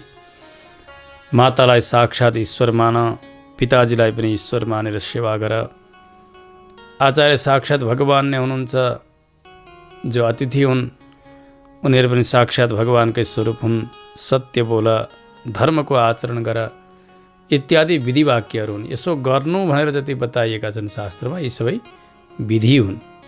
यिनलाई विधिवाक्य भनेर जान्नुपर्छ। त्यस्तै प्रकारले धेरै निषेध वाक्यहरू पनि शास्त्रले बताउनु भएको छ। नाप्सु मूत्र पूरी सङ्कुर्यात्, न निष्ठिवेत्, न विवसनस्नायात्, न नृतं वदेत्, न मांसमस्नीयात् इत्यादि निषेध वाक्यहरू। तात्पर्य यो हो कि जलभित्र गएर मलमूत्र त्याग नगर, फोहोर नगर, न निष्ठिवेत्, त्यहाँ थुक्ने काम नगर जलाशयमा, नाङ्गै स्नान नगर, असत्य नबोल, मांस भक्षण नगर इत्यादि यी निषेध वाक्यहरू शास्त्रका जान्नुपर्छ। कर्तव्य सत्कर्महरूलाई विधिवाक्यहरूले बताएका हुन्छन्। तिनीहरूलाई विधि भनेर जान्नु। जो हेय छन्, दुष्कर्महरू भनेर बताइएका छन्, तिनीहरूलाई निषेध वाक्यले निषेध गरिएको हुन्छ शास्त्रमा। यी दुई प्रकारका शास्त्रका पद्धतिहरूलाई परिपालन गर्न जसले दीक्षा लिएका छन् हो उनीहरू नै शास्त्रवश्य हुन्। विधिलाई पनि ठिकसँग मान्ने र निषेधलाई पनि ठिकसँग मान्ने उनी शास्त्रका अधीनमा छन्। विधि निषेध दुवैलाई ठिकसँग मान्ने भने त्यसलाई शास्त्रवश्यत्व भनिन्छ। र त्यस्ता मान्ने व्यक्ति शास्त्रवश्य भए, शास्त्रका अधीनमा रहनेवाला भए हो। यसरी विधिलाई र निषेधलाई मान्ने भएर जानु आचार्यका सन्निधिमा, भगवानका सन्निधिमा। त्यस्ता जसलाई आह्वान गर्नुभएको थियो गोदादेवीले हो, ती सबैलाई यही कुरा बताउँदै हुनुहुन्छ। भगवानका सन्निधिमा जाँदा शास्त्रले भनेको मान्ने भएर जानुपर्छ है। यही तात्पर्यलाई यस गाथाद्वारा सम्झाइरहनु भएको छ। प्रथम गाथामा ब्रजवासिनी गोपबालिकाहरूलाई मात्रै बोलाउनु भएको थियो गोदादेवीले। यस गाथामा त भूमण्डलमा बस्ने सम्पूर्ण जनताहरूलाई नै आह्वान गर्नुभएको छ। यसबाट यो अर्थ निस्कन्छ, हेर्नु, ब्रजवासी जनहरू मात्रै यस व्रतका अधिकारीहरू होइनन्। जो ब्रजमा जन्मिए उनीहरू मात्र होइनन्। जम्बुद्वीपमा भारतवर्ष पर्दछ, त्यस्तो भारतवर्षमा भरतखण्ड छ। त्यस भरतखण्डमा, जम्बुद्वीपमा, भारतवर्षमा जति पनि बस्ने, जति पनि समुज जीवन चाहनेवाला, उत्कृष्ट जीवन चाहनेवाला मनुष्यहरू छन्, ती सबैलाई नै यहाँ आह्वान गरिरहनु भएको छ। किनभने स्वर्गका देवताहरू पनि यस भारतवर्षमा जन्म लिनका निमित्त तडपन्छन् र यहाँ जन्म लिने त्यस्ता मनुष्यहरूको भाग्यको सराहना उनीहरूले गरेका छन्। शास्त्रकारले बताउनुहुन्छ, गायन्ति देवा किल गीतकानि, धन्यास्तु ये भारत भूमि भागे, स्वर्गापवर्गास्पदमार्गभूते, भवन्ति भूयः पुरुषाः सुरत्वात्। ओहो, त्यस्तो के सुकृत गरेका रहेछन् पूर्व जन्ममा यी मनुष्यहरूले, जसले अहिले अत्यन्तै सुन्दर मानव देह प्राप्त गरेका छन्, त्यो पनि भारत भूमिमा, भारतवर्षमा, जहाँबाट स्वर्ग चाहँदा स्वर्ग पनि सिद्ध हुन्छ। त्यस भूमिमा जन्म लिएका मनुष्यको मोक्ष पनि सिद्ध हुन्छ। भारतवर्षमा जन्म लिने त्यस्ता मनुष्यहरूको त्यस्तो उत्तम स्थानमा उत्तम मानव देह प्राप्त गरेका छन्। यिनीहरू नि धन्य छन्। हामी देवताहरूभन्दा यिनीहरू धेरै धन्य हुन्, श्रेष्ठ हुन् भनेर देवताहरूले पनि यस भारतवर्षमा जन्म लिने मनुष्यहरूको भाग्यको सराहना गर्नुभएको छ। पुराण रत्न श्री विष्णु पुराणले यसरी बताउनु भएको छ, परम पवित्रे भारत भूमि भागे जननम। त्यस्तो पवित्रतम भारत भूमिमा जन्म, त्यसमा पनि दुर्लभ मानुष देह धारणम, 84 लाख पार गरिसकेपछि त्यसमा पनि भगवानको कृपा बनेपछि मात्र प्राप्त हुने यो दुर्लभ मानव देह प्राप्त गर्नु, त्यसमा पनि दीर्घ आयु प्राप्त गर्नु, अनि शास्त्रमा अधिकार प्राप्त भएका जातिमा जन्म लिन पाउनु, त्यसमा पनि तस्माद् बाल्ये विवेकात्मा यतेत श्रेयसे सदा इत्युक्ते बाल्ये वयसी वर्तनम। शास्त्रले भन्छन् बाल्यावस्थामै विवेक पुर्याएर आफ्नो कल्याणका निमित्त प्रयास गर्नुपर्छ। आज यही अवस्था छ यी गोपवनिताहरूको। बालिका छन्, त्यस्ता पवित्रतम भूमिमा जन्म लिएका छन्, भगवानलाई प्राप्त गर्ने अभिरुचि पनि छ यिनीहरूको। त्यसकारणले त्यस्ता सबै प्रकारका सम्पत्तिले, सबै प्रकारका वैभवहरूले युक्त भएका हे भारतवर्षमा जन्म लिएका हे मनुष्य हो, हे महात्माहरू हो, हे ज्ञानी हो, हजुरहरू सबैजना आउनुहोस्, शास्त्रले भनेको मान्ने भएर आउनुहोस् भन्ने यो सम्बोधनको तात्पर्य सम्झनु पर्यो। यहाँ जो भारतवर्ष भनियो, भारत भूमि भनियो नि, राजनैतिक हिसाबले कहिले सीमा कता, कहिले सीमा कता, कतिपय राजनैतिक सीमाङ्कन भएका देशहरू अलग अलग पनि हुन सक्छन्, परन्तु शास्त्रले बताएको यो धार्मिक सीमा जसलाई भनिन्छ, राजनैतिक सीमा होइन। हिमालयबाट कन्याकुमारीसम्म यो समग्र भूमिलाई भारतवर्ष भनेर बताइएको छ। अत्यन्तै पवित्रतम वर्ष। विष्णु पुराण, श्रीमद् भागवत आदि गरेका उत्तम पुराणहरूले यस भूमिको मुक्त कण्ठले प्रशंसा गर्नुभएको छ। त्यसमा पनि मनुष्य देह प्राप्त गर्नु, यहाँ त एउटा कीटको समान शरीर, त्यसमा पनि अत्यन्तै अल्प आयु प्राप्त गर्न पनि देवताहरू तडपिरहेका हुन्छन्। त्यसमा पनि यति सुन्दर मनुष्य देह, जुन मनुष्य देहबाटै भगवान रूपी परम लक्ष्य साध्य हुन सक्दछ। त्यस्तो जन्मको अत्यन्तै मुक्त कण्ठले प्रशंसा देवताहरूले गर्नुहुन्छ। भन्नुहुन्छ वैकुण्ठवासे पिनमे विलासः। महात्माहरूले यही नै बताउनु भएको छ, हामीलाई यस्ता पवित्रतम भारत भूमिमा जन्म दिनुहोस्, महापुरुषहरूको साङ्गत्य मिलिरहोस्, भगवानको चिन्तन बनिरहोस्, मलाई वैकुण्ठवासमा पनि इच्छा छैन भनेर ज्ञानीहरूले यसरी अनुभव गर्नुहुन्छ। यहाँनिर भूमण्डले यससँग अपि यो अव्यय पदको पनि योजन गरेर आचार्यहरूले यसको रसास्वादन गर्नुभएको छ अझै सुष्ठु प्रकारले। यसको अर्थ के हो भने यो संसार कस्तो छ भने सद्बुद्धिलाई नाश गरिदिने अनि अनेक प्रकारका अज्ञानलाई पैदा गर्ने यस्तो एउटा कुण्ड जस्तो छ, एउटा स्थान जस्तो छ यो संसार। महाज्ञान निधिनाम अपि सताम अज्ञानम उत्पादयितुम अभिवर्धयितुम च क्षमेस्मिन् भूमण्डले। महान ज्ञानीहरूको, सज्जनहरूको ज्ञानलाई पनि नाश गरेर अज्ञान पैदा गरिदिने, तो अज्ञान बढाइदिने त्यस्तो समर्थशाली छ यो भूमण्डल पृथ्वी। यस्ता पृथ्वीमा जन्म लिनु अनि यहाँ पनि उत्कृष्ट जीवन यापन गर्न पाउनु यो त अत्यन्तै दुर्लभ छ। परन्तु हे भाग्यमानी हो, भगवानका विषयमा, भागवतका विषयमा र आचार्यका विषयमा हजुरहरूको अभिरुचि देख्दाखेरि हजुरहरू नै अत्यन्तै भाग्यशाली हुनुहुन्छ। किनभने सबैको ज्ञान यहाँ नाश भइरहेको छ, हजुरहरू भने भगवानतर्फ उन्मुख भइरहनु भएको छ। त्यस कारणले हजुरहरू धन्य हुनुहुन्छ भन्ने यो सम्बोधनको अभिप्राय हो भनेर आचार्यहरूले अनुभव गर्नुभएको छ। त्यसरी सम्बोधन गरेर भन्नुभयो अस्माभि अस्मदीय व्रत साद्गुण्यार्थम अनुष्ठेया क्रिया शृणुत। हामीहरूले यो व्रतलाई सम्पन्न गर्नका निमित्त गर्नुपर्ने अनुष्ठान कर्महरूलाई सुन्नुहोस्। यहाँ अस्माभिहि हामीहरूले भनेर जो बताउनु भएको छ यसले नै एउटा विशेष अर्थ बोकेको छ। स्वात्मनाम वैलक्षण्यातिशय द्योत्यते। यी अरू संसारीहरूभन्दा हामीहरू पृथक छौँ, किनभने अरू सबै संसारमा डुबेका छौँ, हामी भने भगवत अनुभवका निमित्त लागेका छौँ। त्यसकारणले हामी यिनीहरूभन्दा श्रेष्ठ हौँ, किनभने नवयम नास्तिका शास्त्र दूषकाः। जो शास्त्रलाई दोष दिन्छन्, शास्त्रको निन्दा गर्छन्, तिनीहरूलाई नास्तिक भनिन्छ। गोपिनीहरूको यस्तो तात्पर्य हो कि हामी त्यस्ता नास्तिक होइनौँ, किनभने हामीले शास्त्रलाई निन्दा गरेका छैनौँ।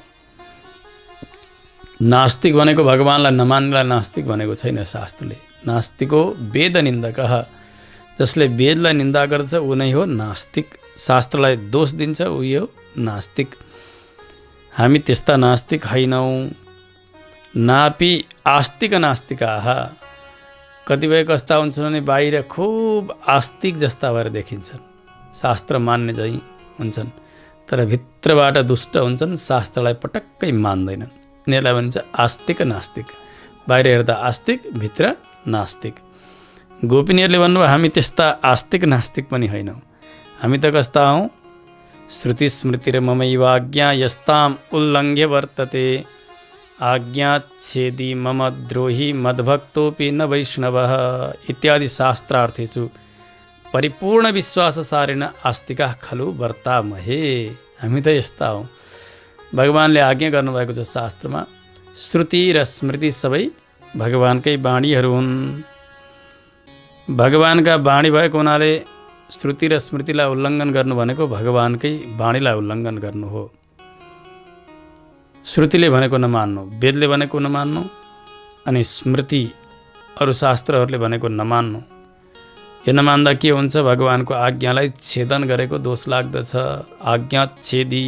भगवान भन्छ मेरो आज्ञाको जसले उल्लङ्घन गर्छ त्यो मम द्रोही, मेरो शत्रु हो, मसँग उसले द्रोह गर्यो। मद्भक्तोपि, मेरो भक्त हो तथापि न वैष्णव, मैले उसलाई वैष्णव कोटिमा राख्दिनँ। भगवानले यसरी आज्ञा गर्नुभएको छ। गोपिनीहरूले भन्नुभयो हामी त भगवानका यी बाणीमा परिपूर्ण विश्वास गर्छौँ, भगवानको आज्ञालाई कति पनि उल्लङ्घन गरेका छैनौँ। त्यसकारणले हामी के छौँ? अरूभन्दा उत्कृष्ट छौँ भन्ने यो तात्पर्य त हामीले सम्झनु पर्यो। अनि हाम्रो व्रतको सम्पन्नताका निमित्त गर्नुपर्ने कर्महरू भनेर जो बताइयो, यहाँ बताएको व्रत के हो यसका विषयमा पनि हामीले विवेचन गर्नुपर्छ। मुख्य अर्थ शब्दार्थ त हामीले जो जानिसकेका छौँ, भगवत अनुभव गर्ने इच्छालाई नै यहाँ व्रत भनेर बताइयो। त्यसको तात्पर्य हामीले यो पनि बुझ्यौँ कि आचार्य निष्ठा, आचार्यलाई नै सर्वोपरि मान्ने, आफ्ना देवता मान्ने, इष्ट मान्ने र उहाँका वाणीकै अधीन भएर रहने, जसलाई आचार्य अभिमान भनिन्छ, त्यो आचार्य निष्ठा नै यहाँ व्रत शब्दको तात्पर्यार्थ हो भनेर पनि हामीले सम्झिसकेका छौँ। तादृश निष्ठा निरतत्वम एव अत्र अस्मदीय व्रत पद विवेक्षितम। यहाँ बताइएको यो व्रत पनि त्यही हो, आचार्य निष्ठा रूपी व्रत। जस्तो भगवान श्री षट्कोप सूरीमा मधुर कवि आलवारको निष्ठा थियो, भगवान श्री भाष्यकार रामानुज स्वामीजीका प्रति श्री रङ्गामृत कविको जस्तो निष्ठा थियो नि, हो त्यो निष्ठा नै यहाँनिर व्रत शब्दको अर्थ हो। हाम्रो व्रत भनेको आचार्य निष्ठा। उहाँहरूले कस्तो अनुसन्धान गर्नुभयो? आचार्यादिह देवताम समधिकाम अन्याम न मन्यामहे। मेरा आचार्यदेखि अतिरिक्त उहाँ बराबरको देवताहरूमा कसैलाई मान्दिनँ भनेर यस्तो निश्चय गर्नुभयो। यो शिष्यमा हुनुपर्ने यो लक्षण हो। यस्तै हुनुपर्दछ भाव कि मेरा आचार्य नि मेरा लागि सर्वोपरि इष्ट हुनुहुन्छ, भगवान हुनुहुन्छ भन्ने भाव जबसम्म शिष्यमा हुन्न, आचार्यमा मनुष्य बुद्धि जबसम्म गर्छ उसले श्रद्धा बनाउन सकेकै हुन्न र आचार्यका बाणीले उसलाई जीवनमा असर गर्न सकेकै हुँदैन। त्यसकारणले मेरा आचार्य स्वयं भगवान नै हुनुहुन्छ। मेरा निमित्त उपास्य, आराध्य, पूज्य, इष्ट मेरा आचार्य नै हुनुहुन्छ भन्ने यो भाव शिष्यमा अनिवार्य हुनुपर्छ। तर्हि आचार्यनिष्ठ हि किम ननु भगवती विमुखै भवितव्यम। त्यसो भएदेखि अर्को शङ्का हुन जान्छ कि आचार्यलाई नि सर्वोपरि देवता मान्ने हो भने के भगवानदेखि चाहिँ विमुख हुनुपर्छ त, भगवानलाई मान्नु पर्दैन त?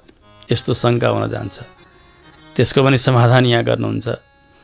मधुर कवि आलवार, रङ्गामृत कवि, उहाँहरू सबैको आचार्य निष्ठा परिपूर्ण थियो।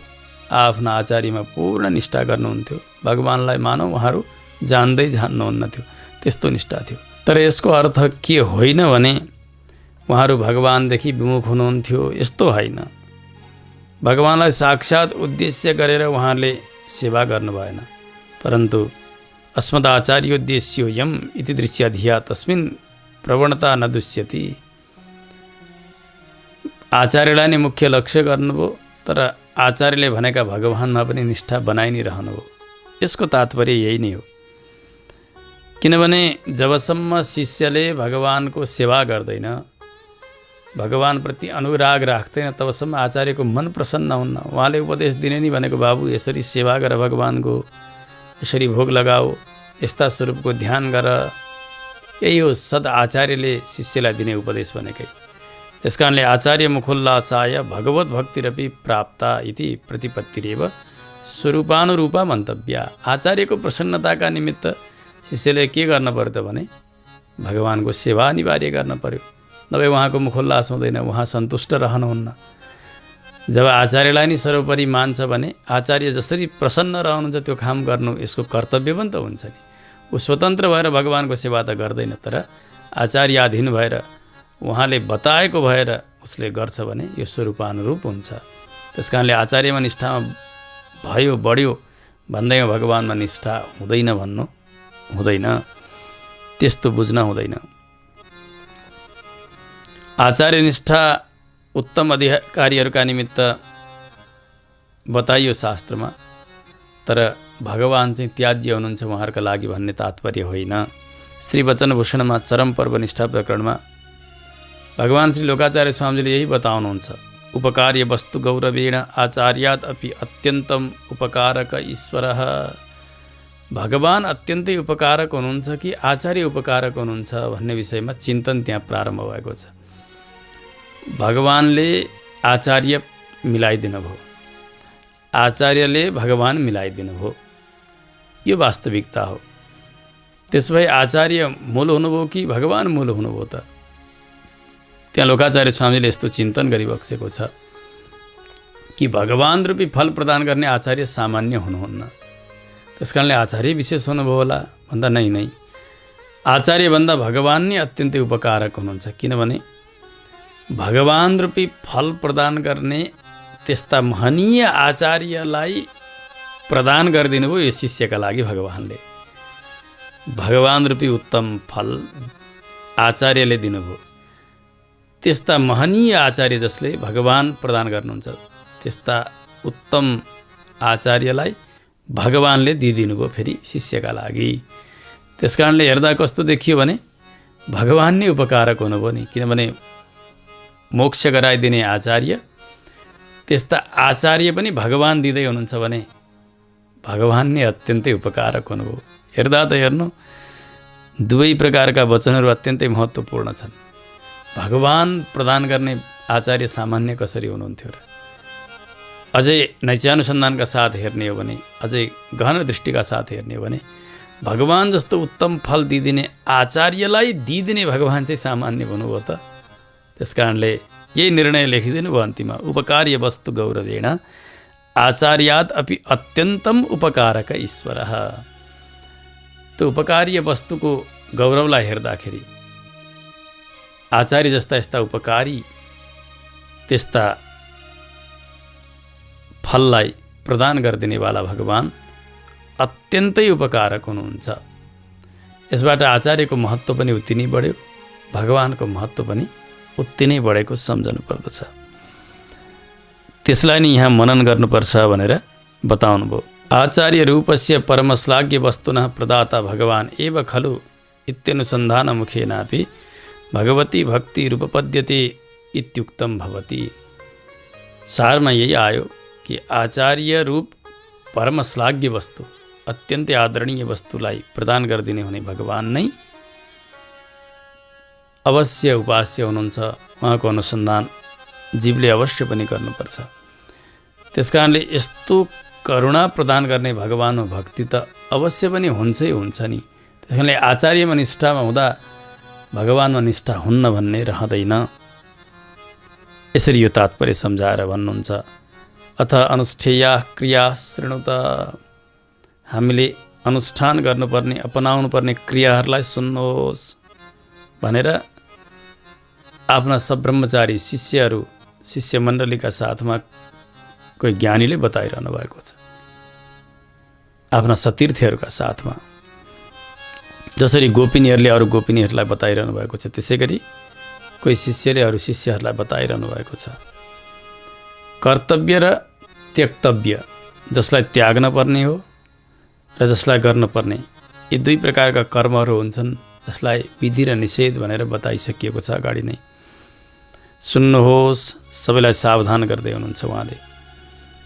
भन्नुभयो गोपीहरूले जुन व्रतलाई स्वीकार्नु भएको छ त्यसमा त केही पालन गर्ने नियम र त्याग्नुपर्ने नियमहरू उहाँहरूले बताउनु भयो।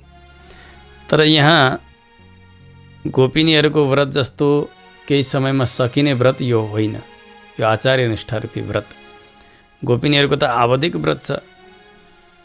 त्यो व्रतको अवधिसम्म घृतम नपिबेमा, दुग्धम नपिबेमा, घिउ पिउने छैनौँ, दुध पिउने छैनौँ, गाजर लगाउने छैनौँ, केसमा माला धारण गर्ने छैनौँ, इत्यादि इत्यादि उहाँहरूले नियमहरू बताउनु भयो। तर व्रत सकिँदा सकिँदा ती नियमहरूलाई उहाँहरूले छोड्नु पनि हुन्छ। परन्तु यो आचार्य निष्ठारूपी व्रतमा भने कुनै चिज छोड्नुपर्ने प्रकारका छँदै छैनन्। आचार्य निष्ठारूपस्य व्रतस्य तु कदापि समाप्ति अभावात्, आजीवन नै यो व्रत त कहिल्यै सकिँदै सकिँदैन। त्यस कारणले यसमा छोड्नुपर्ने त केही छँदै नै छैनन्। त्यस कारणले यहाँ बताएका त्याग र उपादान, जसलाई त्याग्नु भनेको छ आजीवन नै त्याग्नु, जसलाई स्वीकार्नु भनेको छ आजीवन नै स्वीकार्नु भन्ने बुझ्नुपर्छ। त्यसमध्ये पहिलो कृत्य बताउनु भएको त्यो क्षीराब्दीमा शयन गर्ने, परमपुरुष भगवानका चरणको कीर्तन गर्नेछौँ। अर्को पनि बताउनु भएको त्यो प्रातःकाल उठेर स्नान गर्नेछौँ। त्यसै गरी सत्पात्रमा र दिन दुखीहरूमा यथाशक्ति भिक्षादान गर्नेछौँ।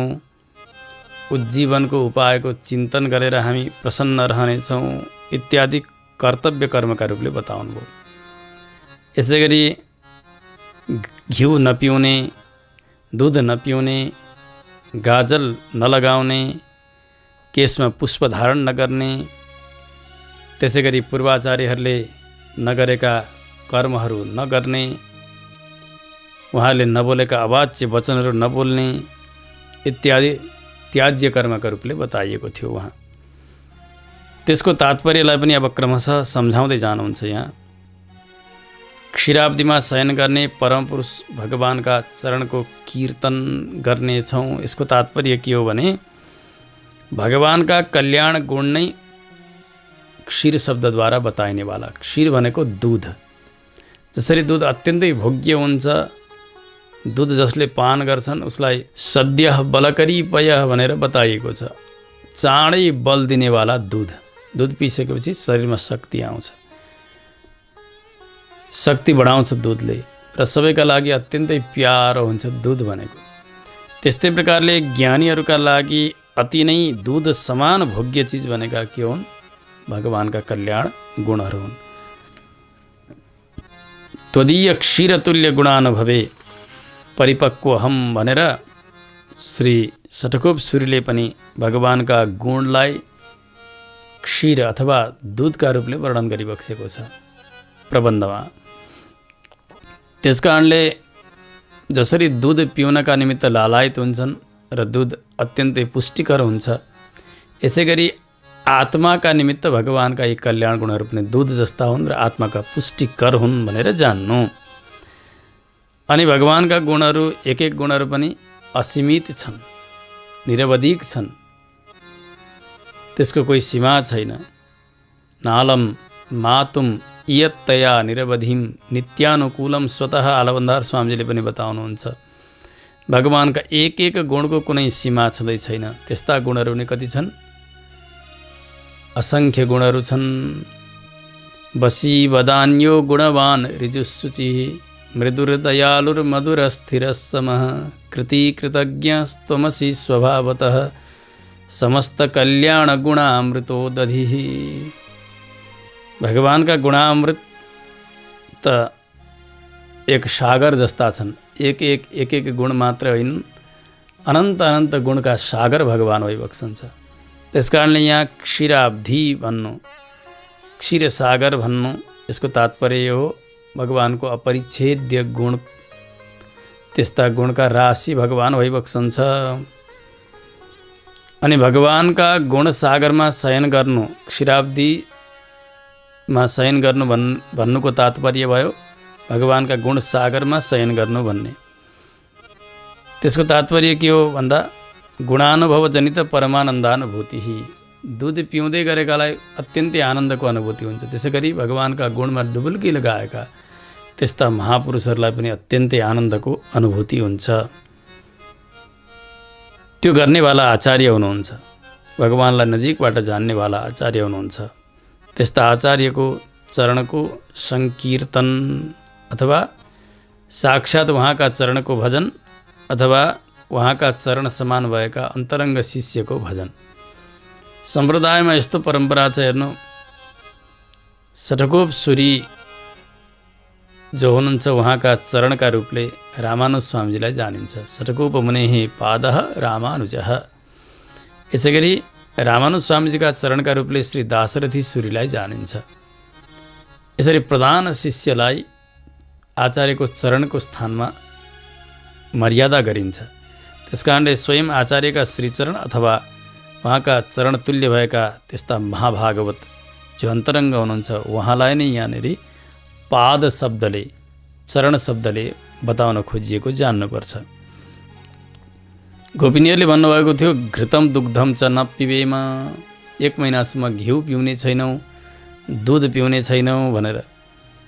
यसको तात्पर्य पनि यहाँ बताउनुहुन्छ, घिउ र दुध पिउनाले देहको पोषण हुन्छ, परन्तु आत्माको उज्जीवन गर्नलाई जो लाग्नुभएका त्यस्ता मोक्षहरू हुनुहुन्छ उहाँहरूका लागि आत्माको पोषक भनेका भगवानका कल्याण गुण नै हुन्। अघि पनि बताइयो, तादृक् गुणो ननु बभू विथरागवत्वे यस्तावकं चरितमन्वहमन्वभुङ्क्त सोत्रैव हन्त हनुमान इत्यादि अतिमानुस्तवमा आचार्यले बताउनुहुन्छ।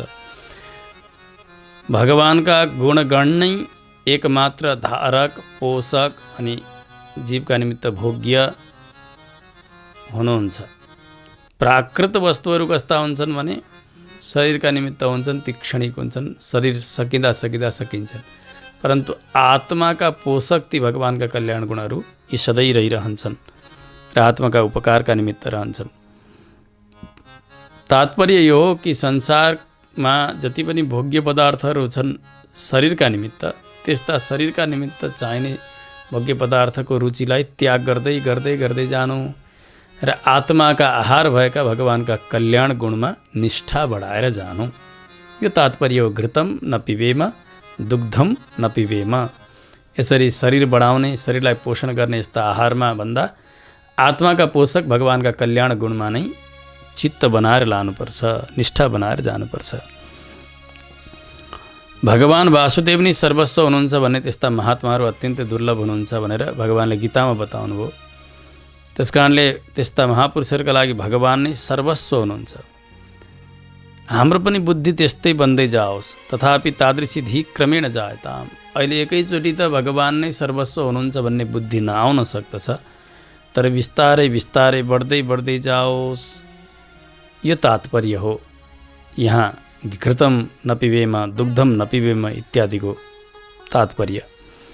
अनि प्रातःकाल उठेर स्नान गर्नेछौँ भनेर जो बताइयो, यहाँ स्नान भन्नाले स्नानद्वारा उपलक्षित नित्य नैमित्तिक सारा कृत्यहरू, कर्महरू नै यहाँनिर सम्झनुपर्छ। भगवानले चरम श्लोकमा श्री गीताजीमा सम्पूर्ण धर्मलाई त्याग गरेर आऊ, सर्वधर्मान परित्यज्य माम एकम शरणम व्रज भनेर जो बताइबक्स्यो, त्यहाँनिर सबै प्रकारका धर्महरू, नित्य नैमित्तिक कर्महरू सबै नै छोडेर आऊ भन्नु यसमा तात्पर्य छैन। के छ त यसको तात्पर्य? भगवान श्री यामुनाचार्य स्वामीजी गीतार्थ सङ्ग्रहमा बताउनुहुन्छ भगवानको अन्तर्हृदयलाई। उहाँले भन्नुभएको छ, निज कर्मादिभक्त्यन्तं कुर्यात् प्रीत्यैव कारितः उपायतां परित्यज्य न्यस्येत् देवेतु तामभिः। निज कर्मादिभक्त्यन्तम,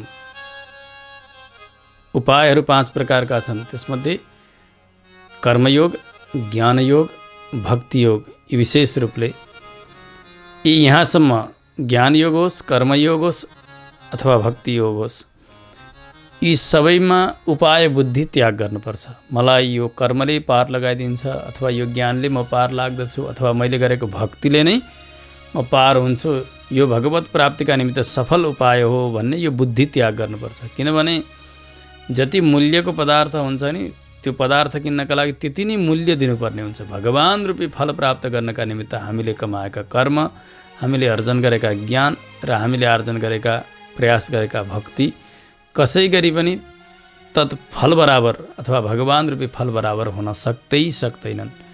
त्यसकारणले के गर्ने त? कर्म त्याग त कहिल्यै गर्न सकिँदैन, ज्ञानको त्याग हुँदैन, भक्तिको त्याग गर्नै हुँदैन। त्यसबेला के गर्ने त भन्दा उपायताम परित्यज्य, कर्म गरिरहँदा पनि कुर्यात् प्रीत्यैव कारितः, भगवानको मुखोल्लासका निमित्त नै म यो गर्दैछु, भगवानले नै गर्न लगाउँदै हुनुहुन्छ भनेर नि ती कर्महरू गर्ने, भगवानका कैङ्कर्य बुद्धिले, सेवा बुद्धिले गर्ने। ज्ञान पनि भगवानको प्रसाद हो र भक्ति पनि भगवानको कैङ्कर्य हो भनेर नै गर्नुपर्छ। र यी उपाय होइनन्, यीद्वारा मैले भगवानलाई प्राप्त गर्दिनँ किनभने यी समर्थ छैनन् भन्ने यस्तो चिन्तन गर्नुपर्छ। र ती सबै कर्म, ज्ञान, भक्ति सबै भगवानमा समर्पण गर्ने र ढोक्क भएर रहने, यो तात्पर्य नै भगवानले चरम श्लोकद्वारा बताउनु भएको हो। सर्वथा कर्म त्याग्नका निमित्त, ज्ञान, भक्ति इत्यादिको परित्यागका निमित्त बताउनु भएको होइन। त्यसकारण के सम्झनु पर्यो भने आफ्ना कर्तव्य कर्महरूलाई त्याग कहिले पनि गर्न हुन्न। शास्त्रले यो पनि बताउनु भएको छ, वर्णाश्रमाचारवता पुरुषेण परः पुमान् विष्णुराराध्यते पन्था नान्यत्तत्तोषकारकः। व्यक्तिले आफ्नो वर्णाश्रम धर्मलाई जस्ताको तस्तै पालन गर्नुपर्छ। वर्णाश्रम धर्मलाई पालन गरेका त्यस्ता व्यक्तिले भगवान श्री विष्णुको आराधना गर्ने हो भने भगवानलाई अत्यन्तै प्रसन्नता मिल्दछ, भगवत प्राप्तिमा सुलभ हुन्छ यो। त्यसो हुनाले आफ्ना वर्णाश्रम धर्मलाई यथोचित पालन गर्नुपर्छ भनेर शास्त्रले बताउनु भएको छ। क्रियमाणं न कस्मैचित् यदर्थाय प्रकल्पते अक्रियावद् अनर्थाय तत्तु कर्म समाचरेत्। आफूले गरेका कर्मको फलासा गर्न हुन्न, यो गरे बापत मलाई यो मिलोस्, यो मिलोस्, ऊ मिलोस् भन्न हुन्न।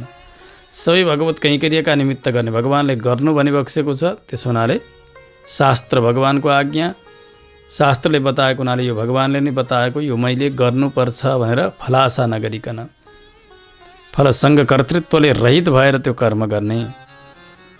जति पनि फलासाले सहित भएका कर्महरू छन्, यो मलाई मिलोस्, त्यो मिलोस्, ऊ मिलोस् भन्ने छन् भने तिनीहरू सबै यी गर्न नहुने हुन्, त्याज्य हुन् भनेर त्यस्तालाई त्यागिदिनुपर्छ र भगवान मुखोल्लासका निमित्त भगवानको कैङ्कर्य मानेर ती कर्महरू गरिनुपर्छ। यो कर्मको वास्तविक स्वरूप हो। त्यसकारणले यहाँ बताउनुहुन्छ श्री कुलशेखर सूरीले आफ्ना सुक्तिमा जसरी बताउनु भएको छ, पाञ्चकालिक कर्मानुष्ठान निरतान भक्तान धर्मशास्त्र पद्धति बद्धादरान स्तौति। त्यहाँ पञ्चकाल परायण भक्तहरू, त्यस्ता भागवतहरूलाई नि जो धर्मशास्त्रको पद्धतिलाई मान्नेवाला हुनुहुन्छ, आदर गर्नेवाला हुन्छ, उहाँहरूलाई नै प्रशंसा गर्नुभएको छ, उहाँहरूकै प्रशंसा गर्नुभएको छ आलवारले। 5 कालमा गरिने कर्महरू हुन्छन्। शास्त्रले भन्छन् अभिगमन, उपादान, इज्या, स्वाध्याय, योगतः। एउटा अभिगमन नाम गरेको कृत्य हुन्छ। भगवानका सन्निधिमा जानु, यसलाई भनिन्छ अभिगमन। स्नान गर्ने, सन्ध्या गर्ने र भगवानका नजिकमा जाने, यहाँसम्म अभिगमन नाम गरेको कर्म भयो। त्यस पछाडि उपादानम, उपादान भनेको भगवानका लागि पुष्प, अझै पनि पूजन सामग्रीहरू, भोग्य सामग्रीहरूको सङ्ग्रह गर्नु यो सबै उपादानभित्र पर्छ। त्यस पछाडि इज्या भगवानको सेवा, भगवानको आराधना, त्यो आराधना सकेपछि स्वाध्याय, भगवानलाई केही सुनाउनुपर्छ, पाठ गर्नुपर्छ, शास्त्रको चिन्तन गर्नुपर्छ। त्यस पछाडि अनुयाग इत्यादि, भगवानको प्रसाद ग्रहण इत्यादि सकिसकेपछि अब विश्रान्तिका समयमा भगवत चिन्तन गर्दै गर्दै शयन गर्नुपर्छ। यसलाई भनिन्छ योगा। यसलाई पञ्चकृत्य भनेर बताइन्छ शास्त्रमा। एउटा अभिगमन, अर्को उपादान, अर्को इज्या, अर्को स्वाध्याय र अर्को योग। यस्ता पञ्चकाल परायण भागवतजनहरूलाई नै प्रशंसा गर्नुभएको छ आलवारले। त्यसकारणले यहाँ बताउन खोजेको के हो भने प्रातःकाल उठेर गर्नुपर्ने स्नान गर्छौँ भनेको यी जति नित्य नैमित्तिक कर्महरू शास्त्रले बताएका छन्, जो पूर्वाचार्यहरूले जसलाई अनुष्ठान गर्नुभएको छ त्यसलाई हामीले गर्नेछौँ, यही नै तात्पर्य हो। त्यस पछाडि अरू पनि बताउनुहुन्छ। आँखामा गाजल लगाउने छैनौँ, शिरमा पुष्प धारण गर्ने छैनौँ इत्यादि। यसको तात्पर्य यो हो कि गाजल लगाउनु, पुष्प धारण गर्नु यो सबै शरीरको अलङ्कार कोटीमा प्रवेश गर्दछ, शरीरकै श्रृङ्गार हो। आत्मा अलङ्कारमा श्रद्धा छोडेर केवल देहको अलङ्कार मात्र गर्नु यो दोष हो। श्री भक्ताङ्ग्री रेणु सुरीले श्री माला प्रबन्धमा पनि यही नै बताउनु भएको छ। रङ्गनाथ भगवानको कैङ्कर्यलाई छोडेर यो मांसको भित्तो बनेको शरीरको अलङ्कार गर्नु यो अत्यन्तै निन्दित छ। भगवानको सेवा नै सबैभन्दा ठुलो अलङ्कार हो। यसका निमित्त यसद्वारा के जान्नु पर्यो भने देहालङ्कार सर्वथा त्याज्य होइन। शरीर अत्यन्तै मैलो धैलो बनाउनुपर्छ भन्नुमा तात्पर्य होइन। सुन्दर बनेर जानुपर्छ भगवानका अघिल्तिर, सफा बनेर जानुपर्छ। तर आत्मालङ्कार नगरिकन केवल देहको मात्रै अलङ्कार गरेर सुन्दर बनेर चाहिँ जान हुन्न। पहिले त आत्माको अलङ्कार गर्न पर्यो, आत्मा ठिक राखेर जानु पर्यो। त्यो आत्मालङ्कार भनेको भगवत कैङ्कर्यमा निष्ठा, आचार्य कैङ्कर्यमा निष्ठा। त्यस प्रकारको निष्ठा बन्यो, आत्माको अलङ्कार भयो। त्यो आत्माको अलङ्कार सहित शरीरको अलङ्कार भयो भने त्यो अति नै सुशोभन हुन्छ। आत्मा अलङ्कार छोडेर केवल शरीरको अलङ्कार मात्र गरेर जान हुन्न भन्ने तात्पर्य सम्झनुपर्छ। अर्को पनि विशेषण बताउनु भएको थियो। पूर्वैहि अनाचरितानि कृत्यानि नाचरेम, पूर्वजहरूले नगर्नुभएका कर्महरू हामीले गर्ने छैनौँ। उपदेश रत्नमालामा आचार्य प्रवर बताउनुहुन्छ, सर्वेपि पूर्व गुरव समयेन येन चेरुस्तमा कलयता मयथा बदेव वाचो निशम्य वरमानसमा भ्रमिस्त्वं वर्तस्व पूर्वतर देशिक वर्तनेन। यसको तात्पर्य यो हो कि जो सार र असारलाई जान्नेवाला विवेकीहरू हुनुहुन्छ, पूर्वाचार्यहरू हुनुहुन्छ, उहाँहरूले गरेको आचरणलाई नै हामीले ध्यान दिनुपर्छ। उहाँहरू कसरी रहनुभएको छ, उहाँहरूले कसरी आफ्नो दैनिकी बनाउनु भएको छ, त्यसलाई हेरेर नै हामीले पनि आफ्नो दैनिकीलाई निर्धारण गर्नुपर्छ।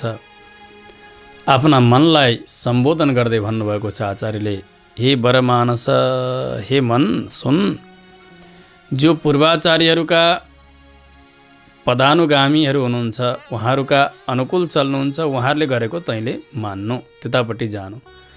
जो विपरीत चलिरहेका छन् उनीहरूका तर्फ लागेर एकदम भ्रमित भएर त नरहनु, मा भ्रमिहि।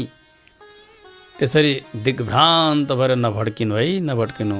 वर्तस्व पूर्वतर देशिक वर्तनेन, पूर्वाचार्य जुन बाटामा हिँड्नु भएको छ, जता लाग्नु भएको छ त्यतैतिर त पनि लाग भनेर आफ्ना मनलाई आज्ञा दिनुभएको छ आलवारले। त्यस्ता पूर्वाचार्यहरूले कतिपय कर्महरू गर्नुभएको छैन भने त्यो हामीहरूले पनि गर्न हुन्न।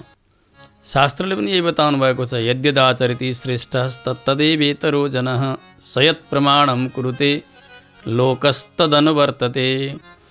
श्रेष्ठजनले जे गर्नुभएको छ त्यसैलाई नै अरूले सबैले पछ्याउने हो, त्यसैलाई नै प्रमाण मान्नुहुने हो। सारा लोक उहाँहरूकै पछाडि पछाडि लागेको हुन्छ।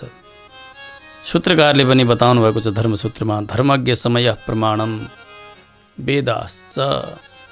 आपस्तम्भले यही नै बताउनु भयो कि जो धर्म जान्नेवाला आचार्यहरू हुनुहुन्छ उहाँहरूको सिद्धान्त नै, उहाँहरूको आचरण नै सबैभन्दा ठुलो प्रमाण हो। त्यस पछाडि वेदाश्च, वेद पनि प्रमाण हुन्। यसबाट यो बुझ्नु पर्यो कि शास्त्रले एकादशीमा श्राद्ध गर्नु भनेर बताएको छ। अष्टक अन्वष्टक श्राद्ध इत्यादि बार बार नमस्कार गर्नु, त्यसै गरी नदेखिएका फलका निमित्त, स्वर्गादि फलका निमित्त अनुष्ठान गर्नु इत्यादि शास्त्रले बताएका छन्। यी पूर्वाचार्यहरूले गर्नु भएन, किनभने एकादशीका दिन श्राद्धको विधान त छ, परन्तु एकादशीका दिन ब्राह्मण भोजन गराउन मिल्दैन। श्राद्धका निमित्त मुख्य 3 कार्यहरू हुन्छन्। हवनं पिण्डदानञ्च तथा ब्राह्मण भोजनम श्राद्ध शब्दा विधेयम स्यात् एकस्मिन् औपचारिकम। श्राद्ध हुनका निमित्त हवन हुनु पर्यो, पिण्डदान हुनु पर्यो, त्यसपछि ब्राह्मण भोजन हुनु पर्यो। अब हवन गर्नका निमित्त हविहि तयार गर्नै पाइन्न एकादशीमा, दोस्रो ब्राह्मण भोजन हुँदैन। त्यसो हुनाले एकादशीमा प्राप्त श्राद्धलाई एकादशीको उपवासका भोलिपल्ट द्वादशीका दिन गर्नु भनेर यसरी शिष्टाचार परम्पराद्वारा, शास्त्र प्रमाणद्वारा आचार्यहरूले यस्तो निर्णय गर्नुभएको छ। त्यस कारणले एकादशी श्राद्ध उहाँहरूले गर्नु भएन, हामीले पनि एकादशीका दिन श्राद्ध गर्नुहुन्न। यो तात्पर्य बताउनका निमित्त पूर्वाचार्यहरूले नगरेका कर्महरू गर्दैनौँ। त्यस्तै अरू स्वर्गादि सुखका निमित्त शास्त्रले यो कर्म ऊ कर्म भनेर बताउनु भएको छ, तर ती कर्महरू उहाँहरूले गर्नुभएको छैन। त्यस कारणले हामीले त्यो गर्नु पर्दैन। यो शिष्टाचार परम्परालाई जनाउन खोज्नु भएको छ यहाँ। त्यस्तै प्रकारले अवाच्यानि कटुवचनानि न वदेम, बोल्न नहुने त्यस्ता कठोर वचनहरू, अर्कालाई बिज्ने प्रकारका वचनहरू हामी बोल्ने छैनौँ। यसको तात्पर्य पनि यसरी जान्नुपर्छ कि अर्कालाई बिजाउने प्रकृतिका त हुँदै हुँदैन, त्यसमध्ये पनि अरू पनि प्रकारका शब्दमा दोषहरू छन्। आफूलाई महान गुणशाली भनेर आफूलाई नै प्रशंसा गर्नु, अनि आफूसँग धेरै दोषै दोष छन् तर आफू गुणशाली भनेर एकदम घमण्ड गर्नु। अरूमा गुणै गुण छन् तर ती गुणमा सबैमा दोषै दोष मात्र देखिरहनु, अनि गुणहरूलाई पनि दोषका रूपले एकदम चर्चा गर्नु, विपरीत दोषग्राही भएर। अनि यथार्थ कुरा जो हुन् तिनलाई छोडेर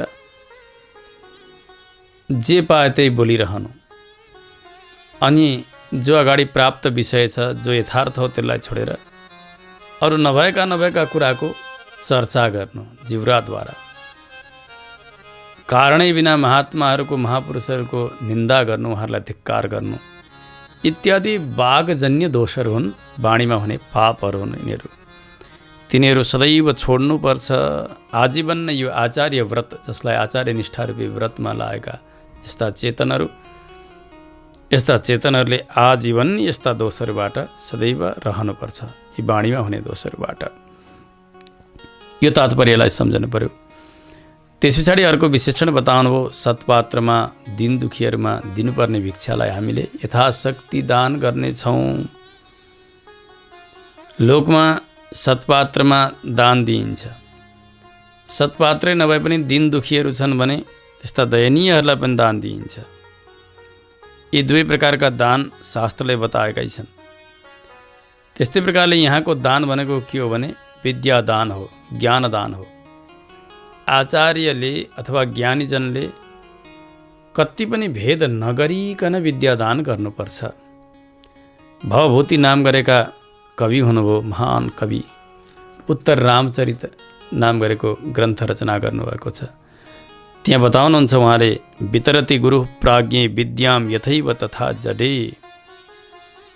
ज्ञानीहरूले ज्ञान दान गर्दा जसरी अलि ज्ञानी, अलि जान्नेवाला शिष्य छ, त्यसै गरी नजान्ने जड प्राय भएका शिष्यहरूलाई पनि भेद नगरिकन विद्यादान गर्नुहुन्छ। यो चाहिँ नजान्ने छ, यसलाई मैले विद्यादान गर्दिनँ, यो जान्ने छ यसलाई दान गर्छु भनेर यसरी भेद कति पनि गर्नुहुन्न। त्यसकारणले यहाँ हामीले सत्पात्रमा दिन दुखीहरूमा दिनुपर्ने भिक्षा यथाशक्ति दिनेछौँ भनेको सबै प्रकारले हामीले ज्ञानोपदेश गर्नेछौँ, चाहे अज्ञ हुन् चाहे प्राज्ञ हुन्, ज्ञानी हुन् अज्ञानी हुन्। कसैले ज्ञानीलाई मात्र दान गर्ने, कसैले अज्ञानीलाई मात्र दान गर्ने, यस्तो प्रतीक्षा हुन्छ, आग्रह हुन्छ, तर त्यो हामीले गर्ने छैनौँ। उभयभ्योपि ज्ञानदानं कर्तव्यम, अज्ञानीलाई पनि र के जान्ने ज्ञानीलाई पनि हामीले ज्ञान दान गर्नेछौँ। भगवान् श्री रामानुज स्वामीजी, श्री कुरनाथ, कुरुकेश्वर, गोविन्द, पराशर भट्ट आदि गरेका महान ज्ञानीहरूलाई पनि सबैलाई ज्ञान प्रदान गर्नुभयो, विद्या प्रदान गर्नुभयो। एक लाटा थिए उस समयमा, अनन्य शिष्य थिए भगवान् श्री भाष्यकारका, उहाँलाई पनि त प्रदान गर्नुभयो नि। के गर्नुभयो, एक दिन कुरेश स्वामीजी देखिरहनु भएको थियो, ती लाटालाई सङ्केत गर्नुभयो रामानुज स्वामीजीले। भित्र लिएर जानुभयो कक्षमा, ढोका बन्द गर्नुभयो। कुरेश स्वामीजीलाई जिज्ञासा भयो, आज किन यी लाटालाई भित्र लिएर जानुभयो। स्वामीजीले गरे सो झ्यालबाट चियाइरहनु भएको छ, सानो छिद्रबाट। त्यो बिचरा बोल्न सक्दैन थिए। रामानुज स्वामीजीले भित्र लगेर उनलाई भन्नुभयो, आफ्ना श्री विग्रहलाई देखाउनुभयो र आफ्ना चरणलाई देखाएर भन्नुभयो, यिनै चरणको ध्यान गर्नु तिमीले, तिमी पार लाग्छौ। सङ्केतै सङ्केतद्वारा रामानुज स्वामीजीले गरिदिनु भयो। त्यसबेला कुरेश स्वामीजी एकदमै भावुक हुनुहुन्छ, हृदय विगलित भएर आयो उहाँको। ओहो, हामी ज्ञानी जान्ने विद्वान भनेर कति ठगिएछौँ, कति ठगिएछौँ। अघि हाम्रा निमित्त यो पनि जान्नुपर्ने, यो पनि जान्नुपर्ने, यो पनि पढ्नुपर्ने, यो पनि गर्नुपर्ने, कति हो कति आचार्यले उपदेश गर्नुभयो। परन्तु यी भाग्यमानी यी लाटाका लागि भने केवल यो चरणको ध्यान गरेर तिमी पार लाग्छौ भनेर सजिलो उपाय बताइदिनु भयो आचार्यले। त्यसकारणले हामीभन्दा कयौँ गुणा श्रेष्ठ छन् यी मुख, यी लाटा। हामी विद्वान भएर ठगिएछौँ भनेर धेरै ठुलो पश्चाताप गर्नुभएको छ कुरेश स्वामीजीले। रामानुज स्वामीजीले कति पनि भेद गर्नु भएन। कुरेश आदि गरेका यस्ता विद्वानहरूलाई पनि मोक्षको उपाय बताउनु भयो। आज एक मुखलाई, एक लाटालाई पनि सहज रूपमा उनले जसरी बुद्ध छन् त्यसरी बताउनु भयो। यो आचार्यमा यसै प्रकारको भाव हुनुपर्छ, ज्ञानीमा यही प्रकारको भाव हुनुपर्छ भनेर देखाउनका निमित्त यहाँ सत्पात्रेषु दिनेषु च देयाम भिक्षाम यथाशक्ति वितरेमा, सत्पात्रमा र दिन दुखीहरूमा दिने भिक्षा दिन्छौँ भन्नुको तात्पर्य यो विद्यादानलाई सम्झनु पर्यो। ज्ञानीमा अज्ञानीमा सबैमा समान रूपले ज्ञानीजनले विद्याको दान गर्नुपर्छ। त्यसै गरी भिक्षा प्रदान गर्दाखेरि हातको एउटा विशेष चेष्टा हुन्छ, एउटा अवस्था हुन्छ। भिक्षा लिने व्यक्तिले तलपट्टि यसरी थापेका हुन्छन्, भिक्षा दिनेको हात माथि परेको हुन्छ। यसरी कुनै मुद्रा विशेषद्वारा भिक्षा दान गरिन्छ दिँदा। यसबाट पनि एउटा लक्षण, एउटा सङ्केत गरिरहनु भएको छ। आचार्येण प्रदर्श्यमान हस्तमुद्रा एव हि शिष्याणां परमं शरणम्। आचार्यले प्रदान गर्ने जो ज्ञान मुद्रा हो, जसलाई हस्तमुद्रा भनिन्छ, यो नै शिष्यका निमित्त परम सर्वस्व हो। उद्गृह्णतीम् उपनिषत्सु निगूढमर्थं चित्ते निवेशयितुमल्पधियां स्वयं नः पश्येम लक्ष्मणमुने प्रतिपन्नहस्ताम् उन्निद्रपद्मसुभगाम् उपदेशमुद्राम्। श्री निगमन्त देशिक स्वामीजी यतिराज सप्ततीमा भगवान् श्री भाष्यकारको यो हस्तमुद्राको वर्णन यसरी गर्नुहुन्छ। हो, सम्पूर्ण उपनिषदका अर्थलाई जो भित्र प्रवेश गरेका छन् ती सबै अर्थलाई यसरी उठाउने तिनै हातद्वारा, तिनै ज्ञान मुद्राद्वारा। अनि चित्ते निवेशयितुम् अल्पधियां स्वयं नः, थोरै बुद्धि भएका शिष्यहरूलाई पनि त्यो उपनिषदको त्यो गूढ अर्थ उठाएर उसका चित्तमा राखिदिने। हेर त हेर, ओहो लक्ष्मण मुने श्री रामानुज स्वामीजीका अत्यन्तै प्रसन्न भएका हस्तमुद्रा जो उपदेश मुद्रा हो, यो उपदेश मुद्राले नै सारा चेतनको कल्याण गरिरहेको छ। त्यस्ता उपदेश मुद्राको हामी दर्शन गर्न चाहन्छौँ। यस प्रकारले आचार्यले अनुभव गर्नुभएको छ। अन्यत्र पनि बताउनु भएको छ। नक्षत्र मालिका नाम गरेका सुक्तिमा मनस्फटिक दर्पण प्रतिफलत परब्रह्मणः प्रदर्शनमिवाचरन् प्रथितबोधमुद्राङ्कितः सताम् अभय संसित भवभयावितप्तात्मनाम् अघानि समयेतनः सठरिपोरवामः करः। भगवान श्री षट्कोप सूर्यको यो हस्त मुद्रा ज्ञान मुद्रा कस्तो छ त भने मनस्फटिक दर्पण प्रतिफलत परब्रह्मण आफ्ना हृदय रूपी स्फटिकमा त्यस्तो दर्पणमा त्यस्तो ऐनामा प्रतिफलित गरिदिनु भएको छ भगवानको बिम्बलाई त्यहाँ राखिबक्सेको छ। अब त्यहाँबाट त्यसलाई अरू शिष्यवर्गलाई अनुगामीहरूलाई त्यो स्वरूप प्रदर्शन गर्नका निमित्त उद्यत हुनुहुन्छ श्री षट्कोप सूर्य। त्यो मुद्रा सबैका निमित्त जो संसारमा भयभीत भएर बसेका छन् उनीहरूका लागि अभयदान गरिदिनेवाला छ। संसारका त्रिविध तापलाई नाश गरिदिने शान्ति प्रदान गरिदिनेवाला त्यो हस्तमुद्रा। अघानी समयेतनः हामी जस्ता संसारीहरूका सारा अपराधहरूलाई नाश गरिदिन समर्थ छन् श्री षट्कोप सूर्यका ती हस्तमुद्रा। यसरी मुद्रिकाको प्रशंसा त्यो मुद्राको प्रशंसा हस्तको प्रशंसा सम्झनु पर्यो। यहाँनिर दान गर्नेछौँ भन्नाले त्यो दानका अवस्थामा जसरी हातको विशेष स्थिति हुन्छ त्यो ध्वन्यर्थद्वारा त्यस प्रकारको ज्ञान मुद्राको उपदेश मुद्राको चर्चा गरिएको सम्झनुपर्छ। अन्तिममा बताउनुभयो उज्जीवनोपाय विचिन्तनेन सन्तुष्येमा उज्जीवनको उपायको चिन्तन गरेर हामी प्रसन्न हुनेछौँ भनेर शरणागत चेतनले आफ्नो उज्जीवन के गरी होला भनेर उज्जीवनको चिन्ता गरिरहन हुँदैन। भगवानको भर पर्नुपर्छ आचार्यको भर पर्नुपर्छ भनेर शास्त्रले बताएका छन्। त्यसकारणले श्री वचनभूषणमा भगवान श्री लोकाचार्यले जसरी बताउनु भएको छ उज्जीवनको चिन्तनको प्रक्रियालाई त्यही नै यहाँ सम्झनुपर्छ। उज्जीवनोपाय सुशोभनः यस्माभिः उपलब्ध अन्यादृशं हीनो भाग्यम इति हर्ष प्रकर्षेण सह मुहुः विचिन्तनमेव कर्तव्यम इत्युक्तम भवति। उज्जीवनको उपाय जो सुशोभन उपाय हो हामीले प्राप्त गरेका छौँ। यो आचार्य निष्ठा रूपी आचार्य अभिमान रूपी यो उज्जीवनको उपाय हामीले प्राप्त गरेका छौँ। यो हाम्रो अहोभाग्य हो। अरू संसारीहरूभन्दा हामी अत्यन्तै श्रेष्ठ छौँ भनेर अत्यन्तै हर्षित हुनु यो स्वरूपानुरूप हो। हामीले प्राप्त गरेका छौँ यस्तो उज्जीवनको उपाय जसले कल्याण गर्दछ त्यस्तो उपाय हामीले प्राप्त गरेका छौँ। स्वयं आचार्य सार्वभौमलाई प्राप्त गरेका छौँ हामीले भनेर हर्षित हुनु यो शिष्यका निमित्त स्वरूपानुरूप नै हुन्छ। यो अनुकूल नै हुन्छ। त्यसकारणले हाम्रो यस्तो भाग्य भयो भनेर अत्यन्तै हर्षले विभोर हुनु त्यो हर्षको अनुभव बारम्बार गरिरहनु यही नै उज्जीवनको उपायको चिन्तनद्वारा हुने आनन्द हो भनेर यसरी गाथालाई सम्पन्न गर्नुहुन्छ। यसरी पहिलो गाथामा भगवत शरणागतिका निमित्त सबैलाई आह्वान गर्नुभएको थियो। यस दोस्रो गाथामा भगवानका सन्निधिमा जाँदा आचार्यका सन्निधिमा जाँदा शास्त्रले भनेको मान्ने भएर जानु शास्त्रवश्यत्व यो गुणलाई लिएर नै जानु भन्ने तात्पर्य सम्झाएर गाथालाई पूर्ति गर्नुहुन्छ।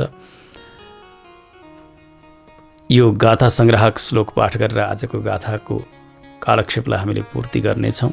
दुग्धाब्धिशस्य विष्णो पदकमलयुगं कीर्तयध्वं कुरुध्वं कल्ये स्नानं च गव्यासनरुचिरुचिता नैव पुष्पाञ्जनादि नो सेव्यं त्याज्य कृत्यं त्यजत कटुवचो नैव वाच्यं यथा शक्यास्थेयं पात्रदानं व्रतनियतय इत्युचुषि पातु गोदा।